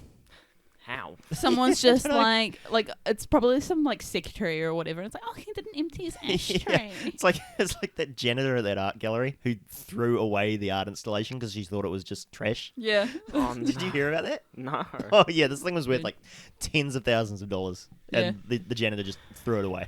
I think it just goes to Which is show how amazing. dumb art is. Yeah, it was sometimes. amazing. Fuck's sakes. Honestly, sometimes like the Len Lai Centre, like what's it? How expensive was the Len Lai Centre? Like it was I like don't know, I've never been. really. Yeah, I don't. I've been. I'm not gonna lie, I think when that was like in $1 million. school. I think that was like $1 million building. Probably, yeah. Build. Such a beautiful building, so nice. Everything Yeah. inside of it, trash. I've been there in so long. I have no idea what's in there. We I'll went be there honest. like just a couple months ago. I don't know why we went, but we went just because. Go. And we literally walked around the entire thing in like 10 minutes because we were just like, Jeez. what I have the no. shit is I have this? no interest in art galleries. There is a giant canvas in there about the size of that wall, and it's just brown. It's just brown. I find is it- fan art of things way more interesting than like normal art. Like Yeah. it's so Yeah, boring fair enough. most of the time. I mean, I like Len Lai's work, like, you know, all his kinetic sculpture stuff. Yeah. Like, he's actually a really talented artist. Yeah. Or was. Like, do they just have his work in there, or is that Nope. other artists as well? Other artists. So it's just an art gallery. Yep. It's just an art gallery named after Len Lai. Yeah. Len Lai I being think a there's- famous New Zealand artist. I think there's like 2 installations from his, like, obviously he probably didn't build it, but it's probably like a replica of some of his work. I Okay. think there's 2 of those, but the rest of it is just like filled from other Did artists. he do the big ass metal statue in town that like kind of like revolves? The or whatever? rotating Yeah, one? the rotating one. Did he do that as well? No. Because that seemed like Oh, it'd be one of those things. Halamoana. Is that what- I'm pretty sure that's the name of the sculpture, yeah. Really? I had no Yeah, idea. that was a... No, because Len Lai's been dead for ages. Yeah. I think. Has he? I think so. Yeah. Fuck, I'm pretty sure that's why they built the gallery, wasn't it? To like, Um, in honor. But yeah, point being, everything in there, trash. Like, absolute. I wouldn't. If you That sounds don't about live right. within the New Plymouth region, you have to pay to get in. Yes. I wouldn't pay. No. I'd be paid to go back. Like, Len Lai, 1901 to 1980. And, Okay, and he yeah. died in New York State. So, Interesting. although he was born in Christchurch. yeah. What's that? Not even from Christchurch. No. What the fuck's wrong with you? I have God. friends that live in Christchurch. It counts. Yeah, Incredible. so... Where are I'm we? sorry, keeps Kitty. been reaching for me. Oh my god. I'm sorry, your cat loves me more than you. Yeah, so physical evidence. They found those bits on the plane. Yep. And in November of 1978, about 7 years after the incident, they found a placard with printed instructions for lowering the aft stairs of a 727. Ah. It was found by a deer hunter near a logging road about 13 miles east of Castle Rock, which is a city in Washington. which was well north of Lake Merwin, but it was roughly within the flight's basic flight path. So Why did he take it with him? I don't know. Why did he just leave it on the plane? Maybe it just got blown out. Yeah. Yeah, probably. Yeah. Yeah. So those are like really the only conclusive pieces of physical evidence that they have. But on February 10th of 1980, an 8-year-old boy named Brian Ingram, he was vacationing on the Columbia River, which was near Vancouver, Washington. It was about 32 kilometers southwest of Ariel, which you'll remember was the town that they centered their search efforts on. And while he was raking the riverbank to build a campfire, and he found 3 packets of the ransom money. Oh. Yeah. So there were... Do you reckon he'd keep one? Oh, I guess because the serial number thing. I was like, I'd keep one. Well, we'll get to that in a bit, but there were 2 packets of $120 bills and a third packet of 90 bills. So 3 packets. There were 10 bills missing from one of them, and they had pretty much they had deteriorated a lot. The rubber bands were still intact. Surely the kid still gets some prize money. Yeah, that 15%. Surely. Well, and the bills were all arranged in the same order as when they were given to Cooper, so they were pretty much untouched. Okay. See, okay, so this is my thing, right? So he hijacked the plane, he jumped out the plane, he left everything. For what? I mean, he didn't leave everything. This is like, what's 100 times 20? I know, but why'd he request that much money if he was just going to leave it? Like, what's... With it's still a lot of 2,000. money without those packs. That's to $6,000. $6,000, and no, less than that because there were 10 bills missing. So a bit under $6,000 was found of the 200,000. That's very little. Okay. Yeah. That's what they found. So this basically threw into question What's this? everything. Because Sorry, this is just like dirt on my bed now. yeah, he's a dirty cat. Have you never pet him before? Motherfucker, stop dropping shit on my duvet. My duvet. You're the one who let him on. Yeah. So Bitch. so from How I dare regret you? my words. oh my god. So Come back.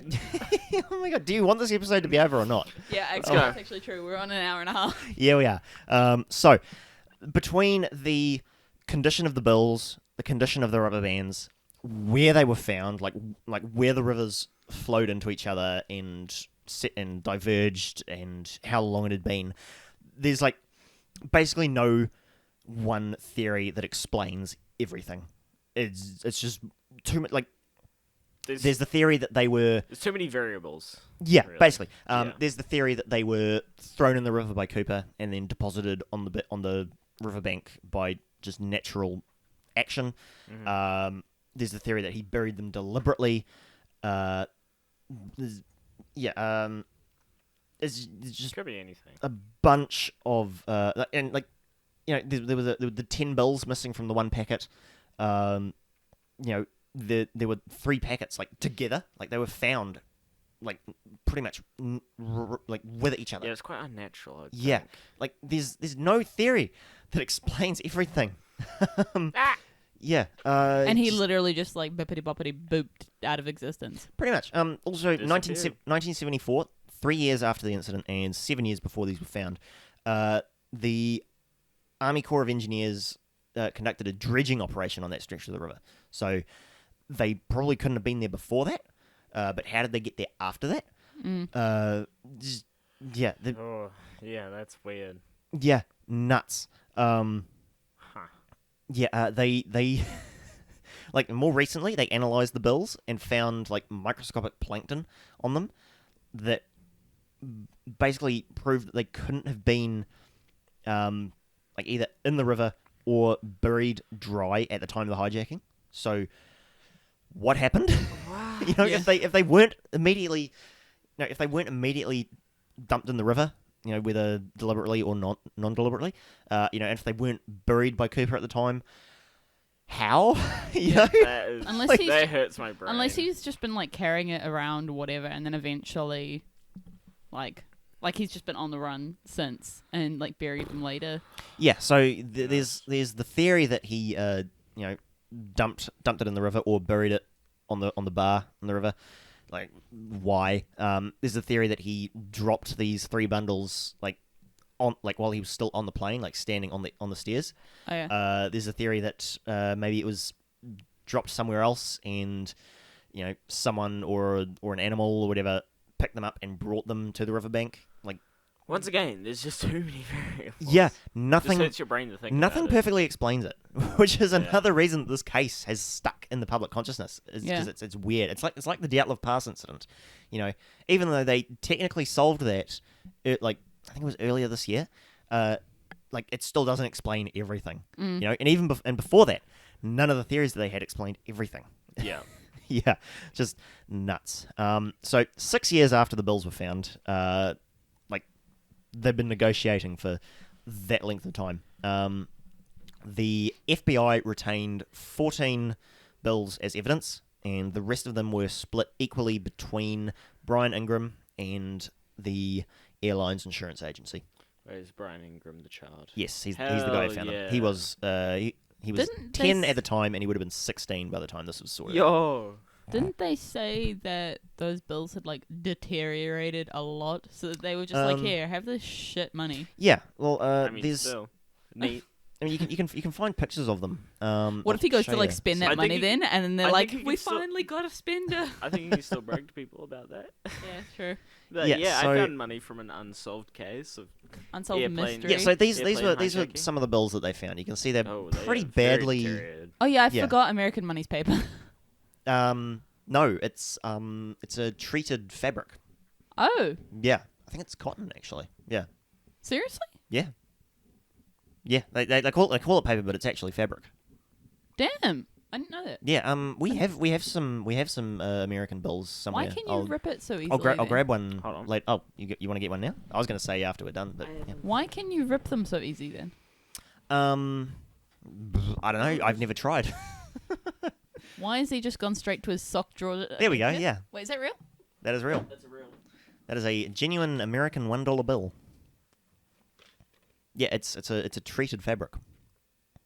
I'm not gonna try and rip it, but yeah, like because if you put these into like water or whatever, they like nice. Genuine. I think the cat wants to get out. Should let the cat out. Yeah. Well, okay, we get it. Wait, Ta? Washington, Huh? 6 foot 8, weighs a fucking ton. What was No, that? you from? know what I'll show you later. Killed a Why sensei does in a it have duel the and he never Illuminati asked eye on why. the back? Yeah, said why. But God damn it. It's not. Washington, People 12 believe it feet to be tall, an made of Illuminati radiation. How come also American Money? Don't worry doesn't- about it. American Money doesn't have a watermark. He's coming. He's coming. There's a He's lot of coming. different details on it though. He'll save children, but not the British But it- children. But it doesn't have a watermark. Just having fun Did over you here. pin this to something? Because there's like a Probably. staple hole in it. I don't remember. There's a staple Think hole so. in it. Did they staple your money together? Maybe. It's possible that once belonged to me and I had it pinned to a corkboard or something. It's very possible. No, there's like I don't know. there's 2 holes. It's definitely a staple hole. Oh, okay. Okay. It's possible it was stapled somewhere. But yeah, Why do that's you have this? I've 'cause- had it for many years. Yeah, I I- remember why. when I transferred my money to It's just neat. yeah, American money is kind of cool. Yeah, I remember going to the bank when we went to America, and I transferred like $320 to get Honestly- $200 back, and it was just a pile of like green money, and I was like, Honestly, Yeah. it I like looks how kind pretty of com- fake. yeah, it does. It looks it like ju- Monopoly money. Yeah, it's like Love our it, money. yeah. Our money looks like it's so colorful and Yeah. it seems. Especially just because it feels like paper. It feels Yeah. fake. Yeah. Our one's I mean, like a it's- lot smoother. It's kind of Yeah. iconic though, right? Yeah. Yeah.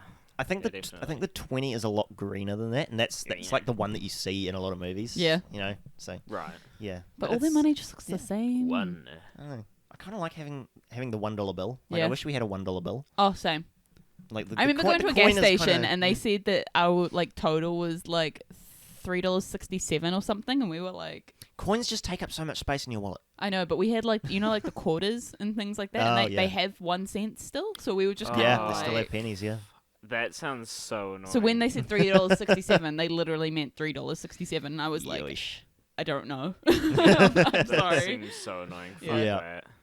Cool. So yeah, Okay. they split the the FBI retained 14 bills as evidence, and the rest of those were divided equally between Ingram and the insurance company. In 2008, Ingram sold 15 of his bills at an auction for about $37,000. So, yeah. Man knows what he's doing. Yeah. Just because they were involved in that case. Yeah, pretty much. People pay money for weird things. Yeah, it's like, it's DB Cooper Money for memorabilia. money. He literally went, hey, here's my $20 note. Do you want to give me $200 for it? Pretty much, yeah. Yeah. Actually, what 37,000 over 15 is Yeah. I can't do that in my head. 37,000 using a shitty computer calculator over 15 is $2,466.66 per bill. Yeah. What were they? $20 bills? Yes. So imagine paying Fuck.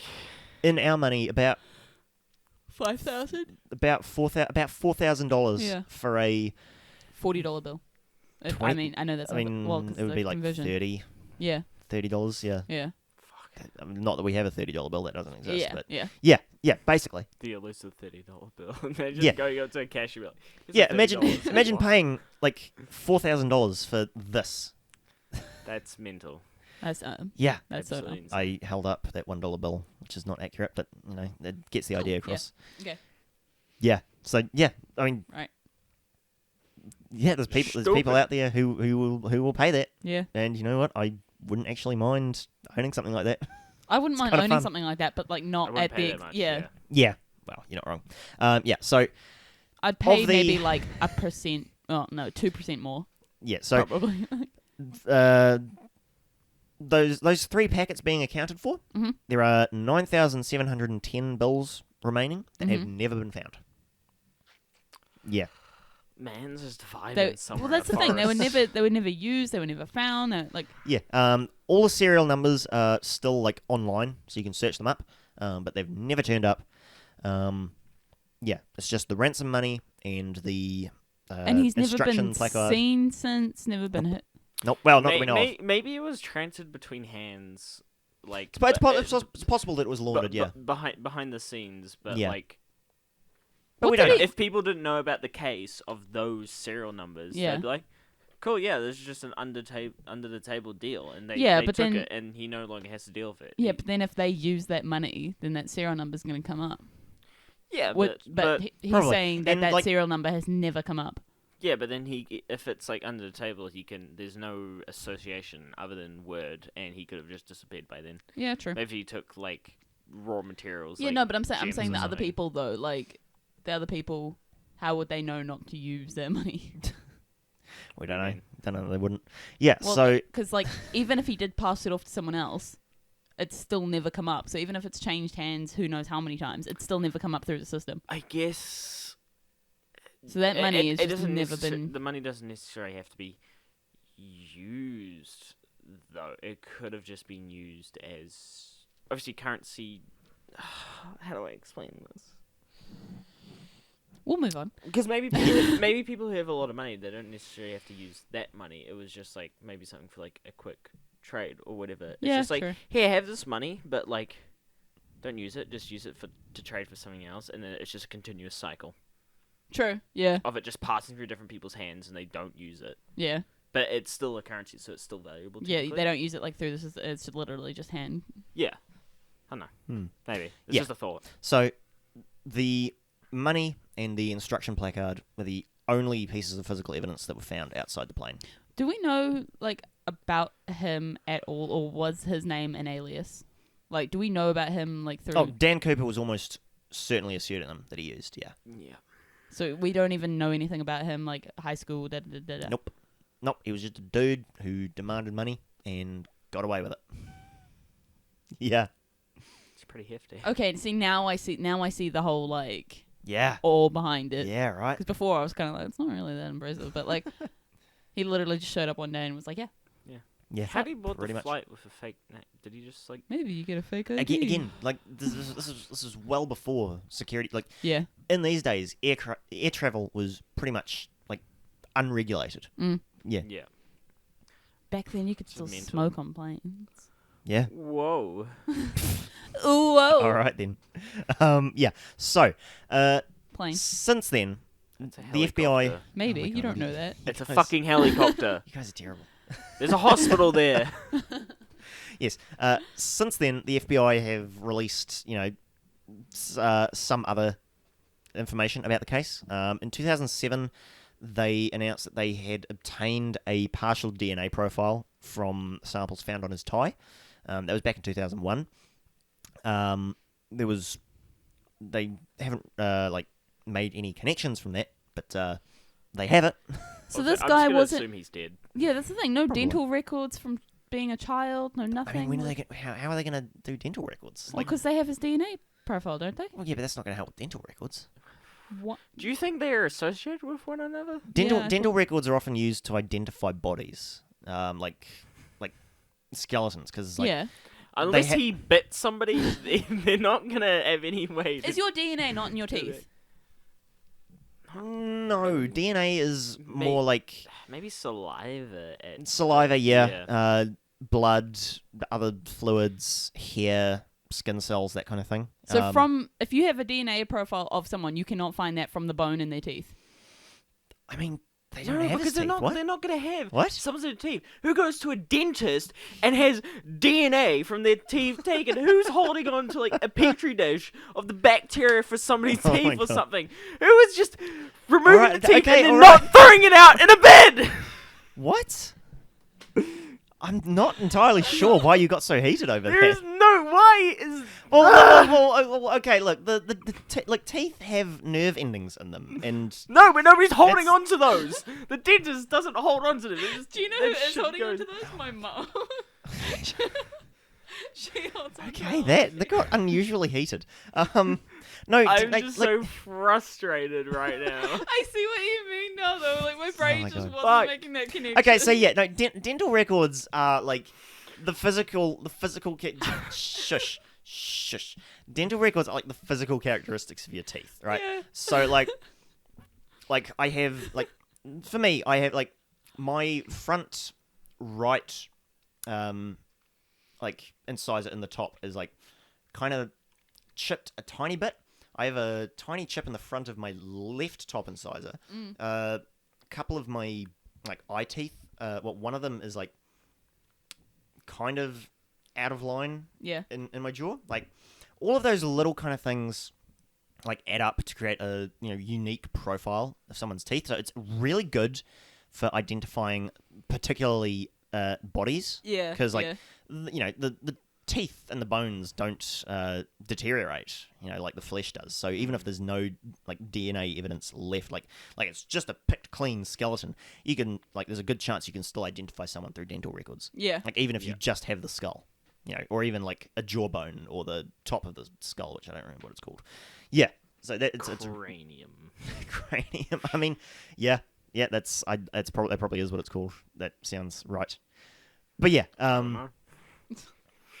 But yeah, unless the DNA, Your oh my brain. God. I'm really bringing myself. that was, down right that was intense. now. Sorry. No, you're right. So the DNA profile is really only useful if they already have a matching DNA profile in Yeah. in their database.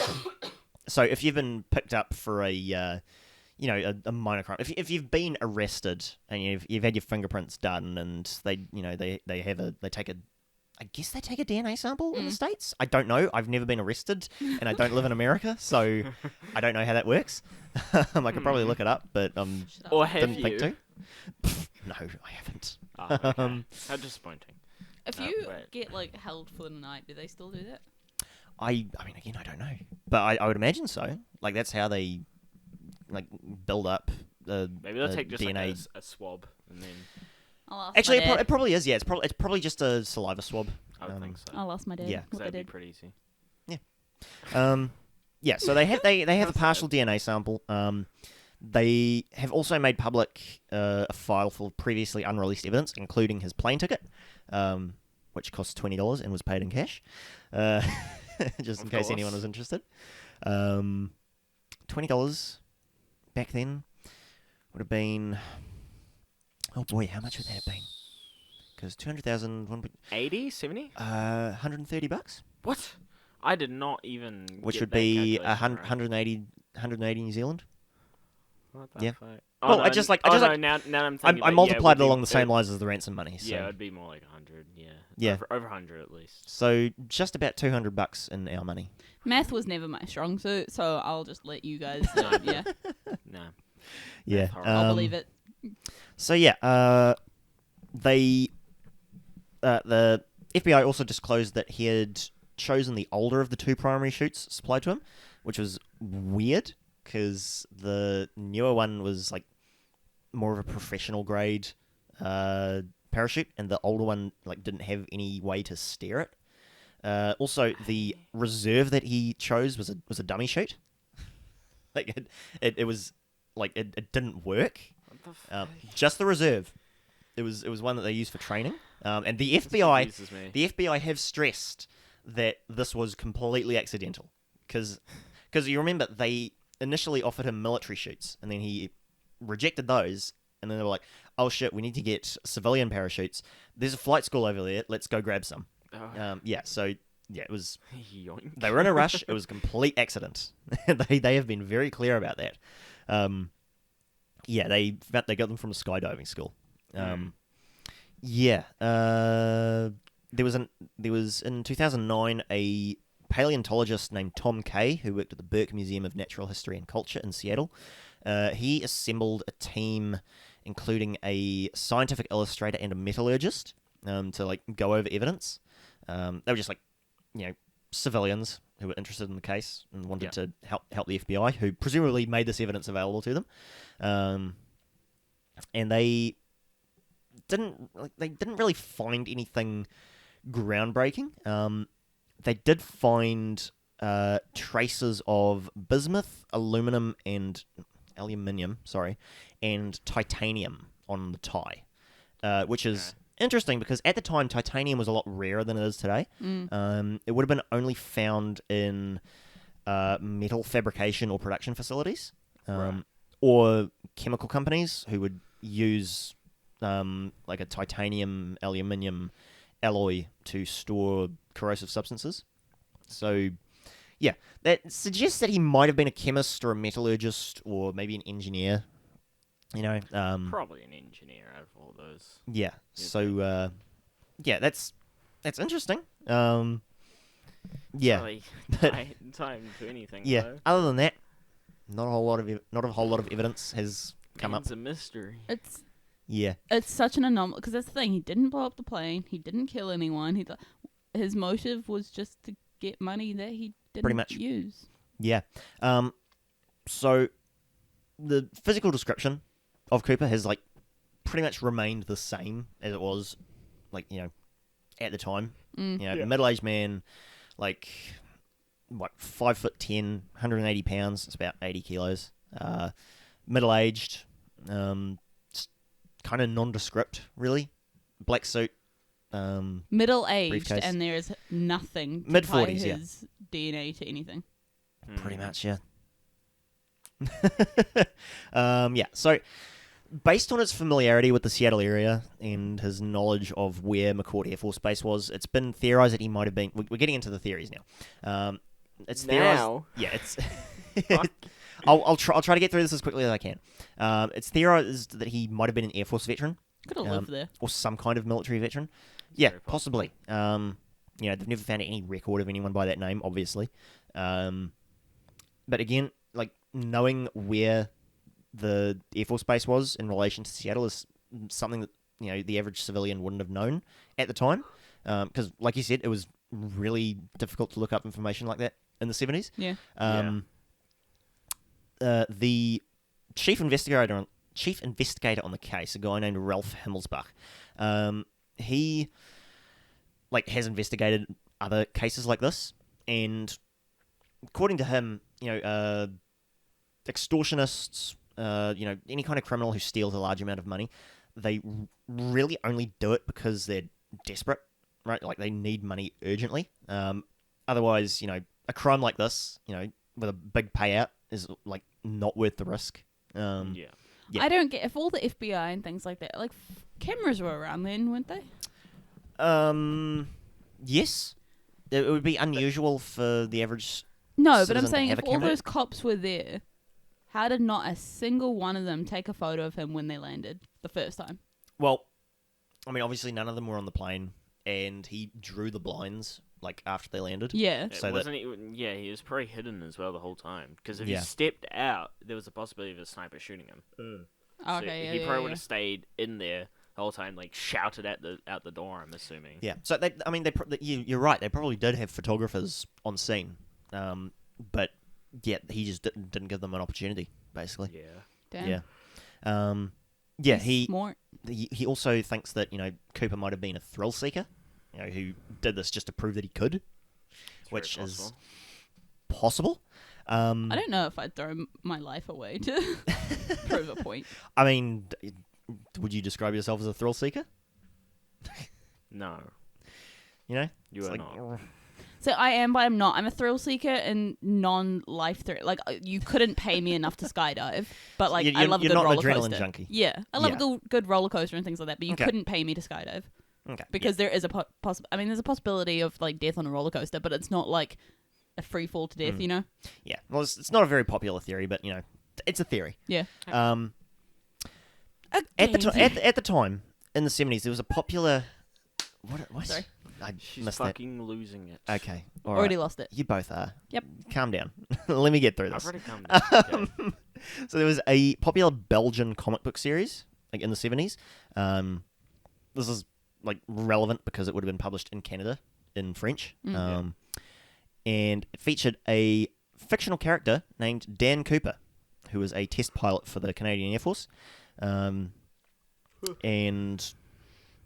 it's so they were never translated into English or published in the US, right? So it's the idea is that perhaps if he was an Air Force veteran, he encountered them on a tour of duty in Europe, or it's also possible that he was Canadian, because they all the witnesses, they never described him as having an accent, so he probably sounded American, which a lot of Canadians do. Yeah.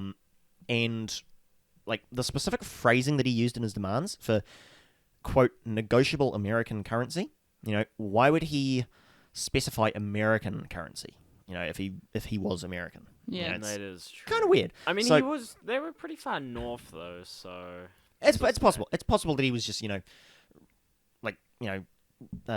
preventing any confusion around what he wanted. Given his demeanor, he was pretty straightforward with most things, and Yeah. didn't So really it's fuss about. possible that he was Canadian.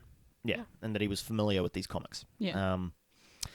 They reckon he was knowledgeable about flying and aircraft and the terrain that they would have been flying over. He might have chosen the 727 specifically because of the aft air steer. It would have given him a way to get out of the plane. Yeah. The fact that because of where the engines were positioned, it would have been relatively safe to jump out. Yeah. And that it's also weird among commercial airliners because it's able to fly at a lower airspeed without stalling. A lot of airliners their minimum speed will be a lot higher than the 727. So it's possible that was why he chose that plane. So he probably did know a lot about planes. The 15-degree flap setting. Assumption, yeah. Yeah, the 15-degree flap setting, which was also unique to the 727. The refueling time, the aft air steer, the fact that it was operated by a switch in the cabin, that it couldn't be overridden by the cockpit crew. We don't know. A lot of it points to him being a veteran, right? Yeah. But that actually Loki also kind of explains why his Loki. Sorry, continue, It please. also kind of explains why his DNA isn't about, because they kind of hold all that sort of stuff, don't they? But then they can also kind of go ghost depending on what he was doing. Yeah, well, I mean, if he was in the military, it would, you would think that they would have his DNA on record. Yeah. Like, that's something they would do. So I why guess so, would it but not be there are- matched? But I mean, I'm going off movies and things like that from this, Yeah. but like a lot of them, they're like, oh yeah, from a certain age, we have no record of him.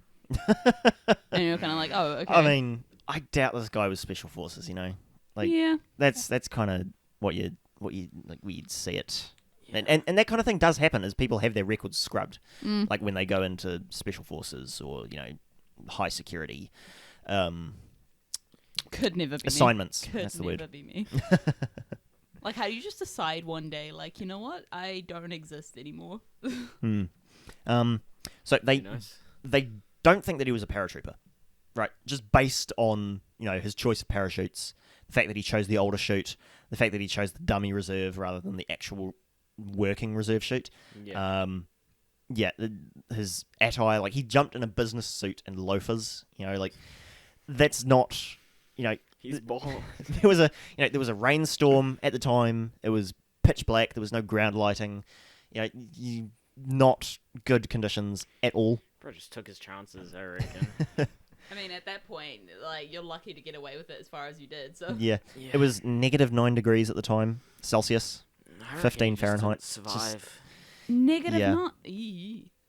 Nope. Yeah, no, It's a he bit cold. didn't In a request. suit. He didn't request a helmet. He didn't bring a helmet. Just yeah. -9? Nah, he definitely died on impact. I think the How's the leading theory, temperature? the leading Because if he theory, landed in the river, he dead. the leading He theory, would freeze to as death. far as I can see, is that he was an Air Force veteran, but he was a cargo loader. So the guys who load cargo onto Yeah. planes. Yeah. They are provided with rudimentary jump training, and they do wear emergency parachutes. When they're doing their job, because they operate in the air with the cargo doors Yeah. open. So he probably he probably had some experience with parachuting, but not enough to know this is the chute I should take. I should have a helmet. This is a dummy chute. Yeah. Yeah, so that's probably the leading theory at the moment. And the FBI, like you guys have been saying, the FBI did speculate from the beginning that he did not survive. Okay. Yeah, he was in the wilderness. He didn't appear to have a plan. He didn't have the right equipment. In those conditions, they Which would basically also explain why none of the money was ever spent. Yeah. Yeah, Because pretty he much. just died. Special Agent Larry Carr, who was with the investigation from 2006 to 2016, he reckons that he didn't even get the chute open, probably. Oh. Yeah. And even if he did land safely, like surviving in the wilderness and getting to a highway or whatever to hitchhike, or like -9 degrees Celsius. It's Negative freaking 9, cold. And you'd think Yeah. there'd be like bears and wolves up in those northern areas. And from my -9 guess. probably Yeah. feels like -15 when it's raining. Oh, definitely. Yeah, Yeah. Raining. He had a 170 mile per hour wind that he had to deal with. Not great. Not great. I feel like we all know at least a similar kind of feeling to that Yeah. with cadets. Oh, just like yeah. boy. out in the wind or Bro. rain. Yeah. So Just like, yeah, I can't believe we all did that voluntarily. It was fun. I had Like, that's fun. the thing. it was fun, but It was like, so shit while you were doing it, and then Little afterwards bit. you were like, that was such a good weekend. And then, Little bit, yeah. like, So we've only got a couple more things to go over. Cool. So we're going to go over a couple of the main suspects, and then what changed after this incident. Okay. So, I just showed there's like a dozen different suspects who are pretty good fits, but I just chose two of the main ones. The first one is a guy named Kenneth Peter Christensen. So in 2003, a guy from Minnesota named Lyle Christensen watched a documentary about the hijacking, and basically became convinced that his brother, who had died in 1994, was Cooper. Okay. So he ended up contacting a PI in New York, and this detective, who was named Skip Porteous, Skip. Poor kid. which is amazing. Jesus. Like, you just know that he was a private eye. Just enjoying himself. He published a book, so this is like 7 years that he's been working on this. It's been, the evidence for this guy has been covered on a couple of TV shows, I think. Those unsolved mystery kind of shows. Yeah. So yeah, this guy Christensen he enlisted in the army in 1944. He trained as a paratrooper. He was deployed in 1945. The war was already over. He made the occasional training jump while he was stationed in Japan with the occupation forces. He joined Northwest Orient, the airline, in 1954. Okay. Yeah. That timeline doesn't really match up then age-wise if he was supposed to be mid-40s. He was born in 1926, which would have made him 45 at the time of the hijacking. Math. Yeah. So he would have joined the army when he was 18. You good Is there? your brain operating? No. You good? Yeah, okay, yeah. Yeah. Okay. Just take his word for it. Yeah, I Don't will, think okay. too hard. So yeah, he joined Northwest Orient as a mechanic stationed in the South Pacific. He would later become a flight attendant and then a purser, which is a person who handles money. Wait, if he joined that plane, would the flight attendants recognize him or something? It's entirely possible, yeah. Well, he when he became a flight attendant and then a purser later on, he was based out of Seattle. He was about 45 years old at the time of the hijacking, but he was a couple inches shorter than Cooper at 5'8". He was thinner. He was like 10 kg lighter, roughly. You could mistake somebody for like a couple of kg. Oh, yeah. Not a couple of inches. Yeah, he had a lighter complexion. He smoked and was fond of bourbon, so there's a similarity there. Yeah. He was left-handed, and Cooper's tie clip was applied on the left side of the tie, so there's evidence there that Cooper may have been left-handed as well. Right. And the flight attendant, Schaffner, she, like, after Christensen was posited, it was after it was suggested that Christensen was a suspect, she said that he fit her recollection of Cooper, like, physically more than any other suspect at the time, but she couldn't say conclusively, that it was him. So Christensen, a few months after the hijacking, reportedly purchased a house with cash, and he died of cancer in 1994. And during this time, he told his brother, "There is something you should know, but I cannot tell you." And his brother Lyle never pressed him to explain or anything. But after he died, the family discovered gold coins, a valuable stamp collection, and around $200,000 in various bank accounts. And they also found a folder of newspaper clippings related to the airline, which began around the time that he was hired in the 50s and stopped just before the hijacking. Yeah. Just a few too many things that are just odd. Yeah. So how be a have they not coincidence, concluded but- that this is him? Later it was later revealed through research that he didn't actually pay cash for this house. He had a mortgage on it, and it took him 17 years to pay it off. So, it wasn't a lump sum. And the money in his bank accounts was accounted for with the fact that around the mid-1990s, like around the time of his death, he sold off about 24 acres of land for $17,000 per acre, which works out to around $200,000.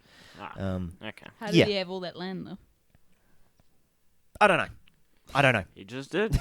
Unexplained, but that just explains the money in the bank accounts. Yeah. Really. So there's been a lot of publicity around this theory that this guy was, Cooper, but the FBI basically don't believe him to be a prime suspect just because he doesn't exactly match the eyewitness descriptions. There are enough differences there to, not have him be conclusively a suspect. Yeah. And that he was a lot more experienced in skydiving than they estimate Cooper to have been.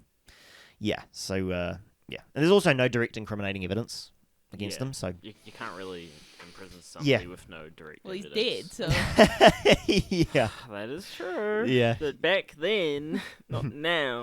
So Fuck's sake. the second and final suspect we're going to be looking at is Richard McCoy Jr.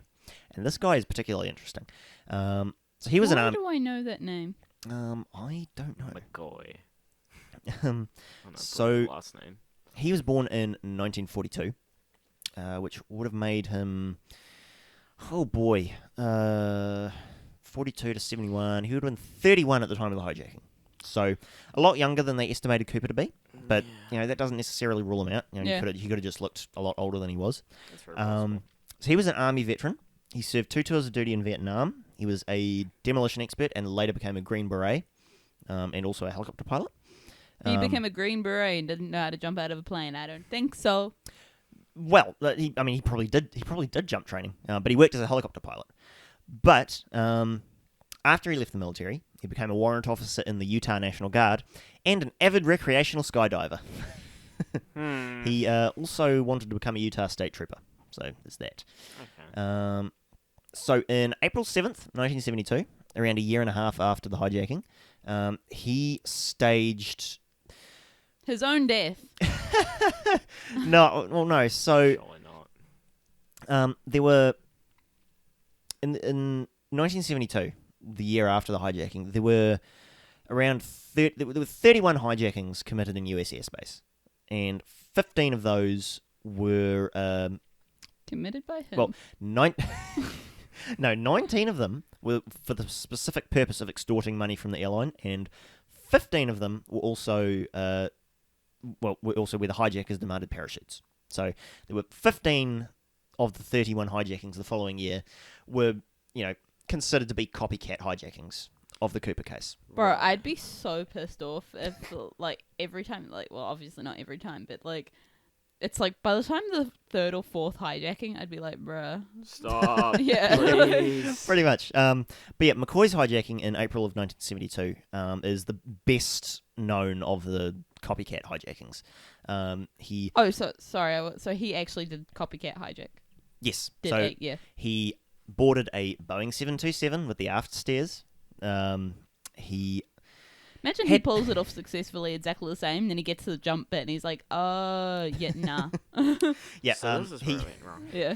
He brandished what they later discovered to be a paperweight resembling a hand grenade and an unloaded handgun. He demanded 4 parachutes and $500,000 after they landed and delivered the money in the parachutes. And then he ordered the aircraft back into the sky and bailed out over Utah, with leaving behind his own handwritten hijacking instructions and fingerprints on a magazine. So very similar to the Cooper hijacking. Yeah. But they complied as well. I feel Yeah. like after, surely they should learn after. I guess there's not much you can do, but how many Who's gonna risk their lives? Well, he was arrested 2 days later on April 9th. Yeah. He still had the cash in his possession, and he was convicted, received a 45-year sentence at Wait, so how did they find him and not find the other guy? Who, Cooper? Yeah. Probably just terrain, where he bailed out, the fact that this guy might have planned it, a bit more, Haphazardly. No, this guy would have, had it planned better, Oh. He would have chosen a better location, he would have Which in jumped turn out somewhere. screwed him.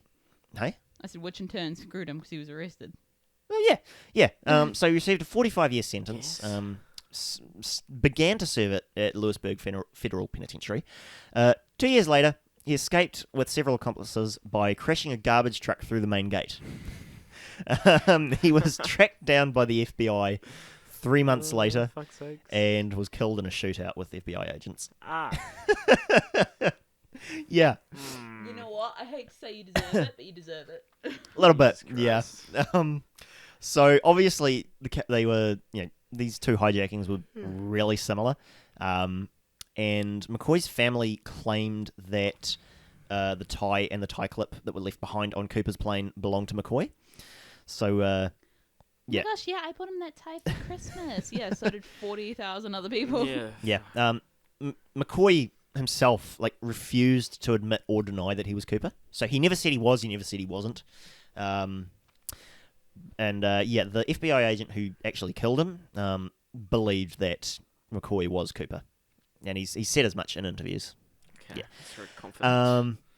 The FBI doesn't consider McCoy a suspect either. What was his first name again? Richard McCoy Jr. Junior. Yeah, and both of these guys kind of look like the sketches, so it's plausible. Okay. Kind of. A little bit. So it does. Yeah. So obviously, he's not the right age, and the description doesn't match him, perfectly. He was a lot more skilled in skydiving than Cooper was believed to be. Yeah. And they also have credible evidence that McCoy was in Vegas on the day of the Cooper hijacking, and that he was, and because it was Thanksgiving Eve when that took place. They also have evidence that he was at his home having Thanksgiving dinner with his family the next day. So, yeah, so he's pretty much accounted for. Yeah. Yeah. You're some dumbass. He's like, yeah, I could do that. Sure. Definitely. Yeah, a little bit. Yeah, so like I said, there were 31 hijackings in US airspace in 1972, and 15 of them are considered to be copycat hijackings.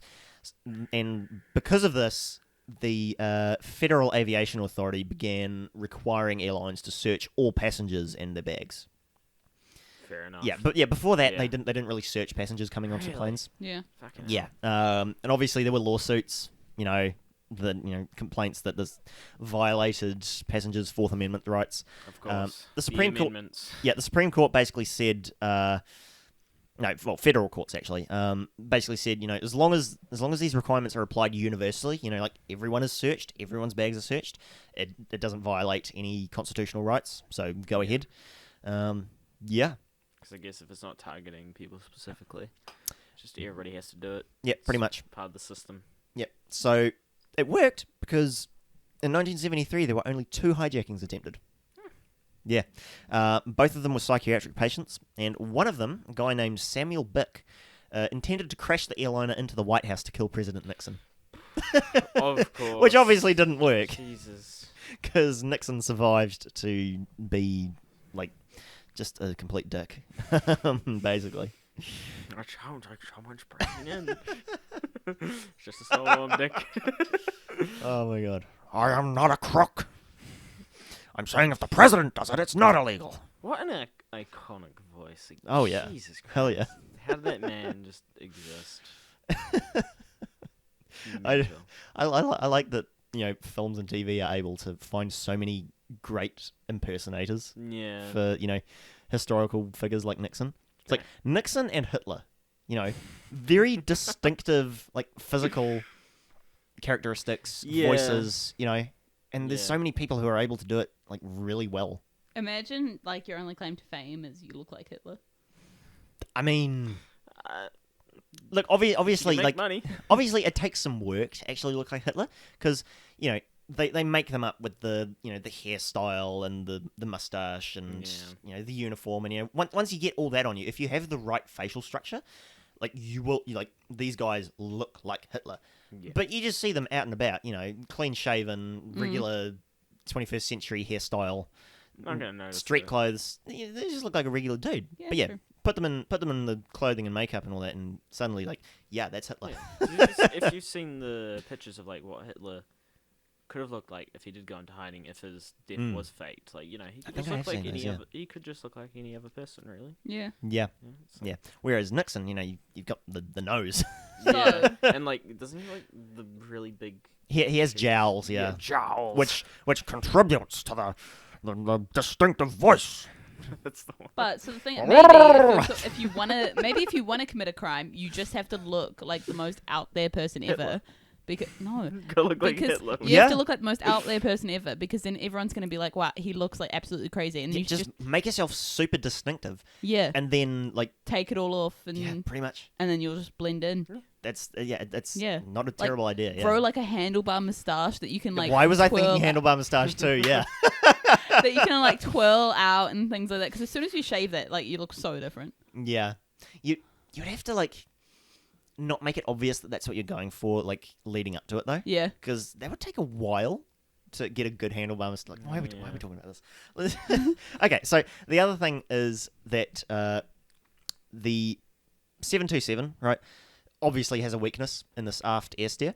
So what happened was, after the hijacking and all the copycats in 72, the FAA basically required that all 727s be fitted with a device called the Cooper vane, which is like it looks like a little, like, maybe the size of my hand, maybe a little bigger. It's like a little metal plate that sticks out of the plane, and it's spring-loaded so that, like, when the plane is on the ground, not moving, it like stays in the position where the flat face is facing forward. But when it's in flight, the airspeed, the wind, the airflow over it is enough force to. Sorry, I just choked on my own spit. Jesus, I've been talking for like 2 hours. Yeah, but like enough to lock the door, essentially. Yeah, it'll like the airflow over it will cause it to overcome that pressure and rotate, where it'll like it basically locks the rear door so that it can't be opened in flight. Yeah. Why would you name it the Cooper something? Right? Like, why give him some more fame? Because it was because of that hijack. But like... Well, I don't think it was an official name. Like it was called the Cooper vane later after it was fitted. It's a common term. Yeah. Really, instead of having to say like some big old. Why don't you just call it spring lock? Because Cooper vane is like, you know. I feel like there'd be a lot of other things called a spring lock as well. Like everyone knows what you're talking about, you know. Yeah, and the last thing was that the installation of peepholes was mandated in all cockpit doors, basically so that the cockpit crew can observe the passengers without opening the door. To the cockpit. Right. Yeah. Yeah. Good move. Yeah. I thought that'd be like a basic thing. So honestly. That, ladies and gentlemen, was the case of the DB Cooper hijacking. I'm dying. Even though it wasn't DB Cooper. Yeah, the Dan Cooper hijacking. It doesn't have the same ring to it, you know? Boy. Don't... Good job. That was Jen's dumbass. mic stand knocking over a beer bottle. You dare do that in my room? Yes, and I'll do it again. But yes, Nice. thank you for... I'll do it again. I'll do it. You are very welcome. Thank you for that episode. I'm just like in awe. Like, if he died on impact, that would be like more of a sound ending to the story, because at least I can be like, well, he died, whatever. Yeah. But if he didn't, I'm just kind of like, how do you lose a person that, like, even in the 70s? It's the fact that we like, just don't know what happened. Yeah. Like, I can live with he died on impact. Mm. It still doesn't account for the lack of evidence, you know? Yeah, true. But, like, at the same time, like, and if the one where you said that he didn't have time to open the chute or whatever, that would also explain, like, because parachutes are massive when they're open. Like, they take ages to fold. And it's also kind of, like, from an aerial point of view, that'd be quite an eye. It wasn't a storm, though. They went... No, but not when they did the aerial. I will say view. I will say another thing is that I just kind of glossed over was during the initial like aerial search, they did observe like several broken treetops and pieces of plastic debris in different locations, but nothing that was like conclusively linked to Cooper. Yeah, they just kind of assumed it was like storm damage. Yeah, basically. Okay. So yeah, like we only have those few pieces of physical evidence. That's so dumb. Yeah. You just don't like not knowing things, huh? No, like I just like some sort of conclusive ending would be great. Thanks. Yeah, you're not wrong. Yeah. Yeah. But I mean, the mystery is part of the fun. I guess so. I mean, he's definitely dead now. Yeah. Probably. He'd be highly like 90. Yeah, he'd be in his 90s easily. Yeah. Yeah. So he's definitely dead now. Well, not necessarily. You never know. He could be alive. He's just bawling at 96. Like, Yeah, why not? He's just in a retirement home. Could you And imagine if he's he was feigning insanity or something? Like, he, like confesses on his deathbed to reporters. Could you imagine Holy if he was shit, like bro, that'd be 96 or great. something, and then just buys a mansion to die in? Like, he finally spends that money, and everyone's like, wait, Holy- and he's like, and just dies. I mean, I don't think he would get away with that because like the money would be like 70s money. Like no 60s. 65 and True. 68 series. Like That's true. Yeah. like it wouldn't. I don't think any of that money would be considered legal tender Yeah. anymore. Like he wouldn't be able to. Yeah, he'd give it to Wow. them, and they'd be like, "What is this?" And also, It's old. yeah. Like I mean, if he had it laundered and yeah, Yeah, too many things that would go wrong. Horribly, So, yeah. horribly Get away wrong. with. a little Yeah. bit. All right, we've been going for a long time. This is Yep. a lot. This might be our Fuck. longest like single episode. Yeah. that we've done. Yeah. I tend to 2 hours 20. Yeah. You're welcome. Yeah. My throat hurts. To be fair, we Fair. probably could have gotten through it a lot quicker, but I like our little deviations. Yeah. They're Makes it good. interesting. Yeah, exactly. Oh. Next week's my week. Yeah, it is. Ooh. Any idea what you're doing? Nope. Not a Scooby. Classic. Not a Scooby in my do. Not a skip. All right. Oh dear. But Don't I'll like that. I'll figure it out. You know. I'll, Yeah, Not fair a enough. I'll Scooby get Doo. there. All right. If you're on YouTube, give us a like. Give us a Subscription. Let's Like try and that again. subscribe. Take 2. If you're on YouTube, give us a like. Give us a subscribe.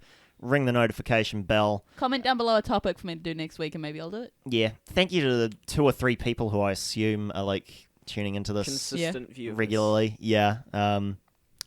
Is it Kai? It's probably. Kai. Watches. Yeah. I don't know. Kai, thank you for it's still bumping Kai. up our views. I I, guess. don't- I still don't know if he watches. I know he works a lot. I wouldn't be surprised. Fair enough. Okay, yeah. Thanks for watching. You can find us at ZeroFunction Pod on Twitter and Instagram. I'm trying to keep on top of Twitter. But, I just set up my computer so I can start doing the. I've got 5 days left of my makeup, so I'll have time after that.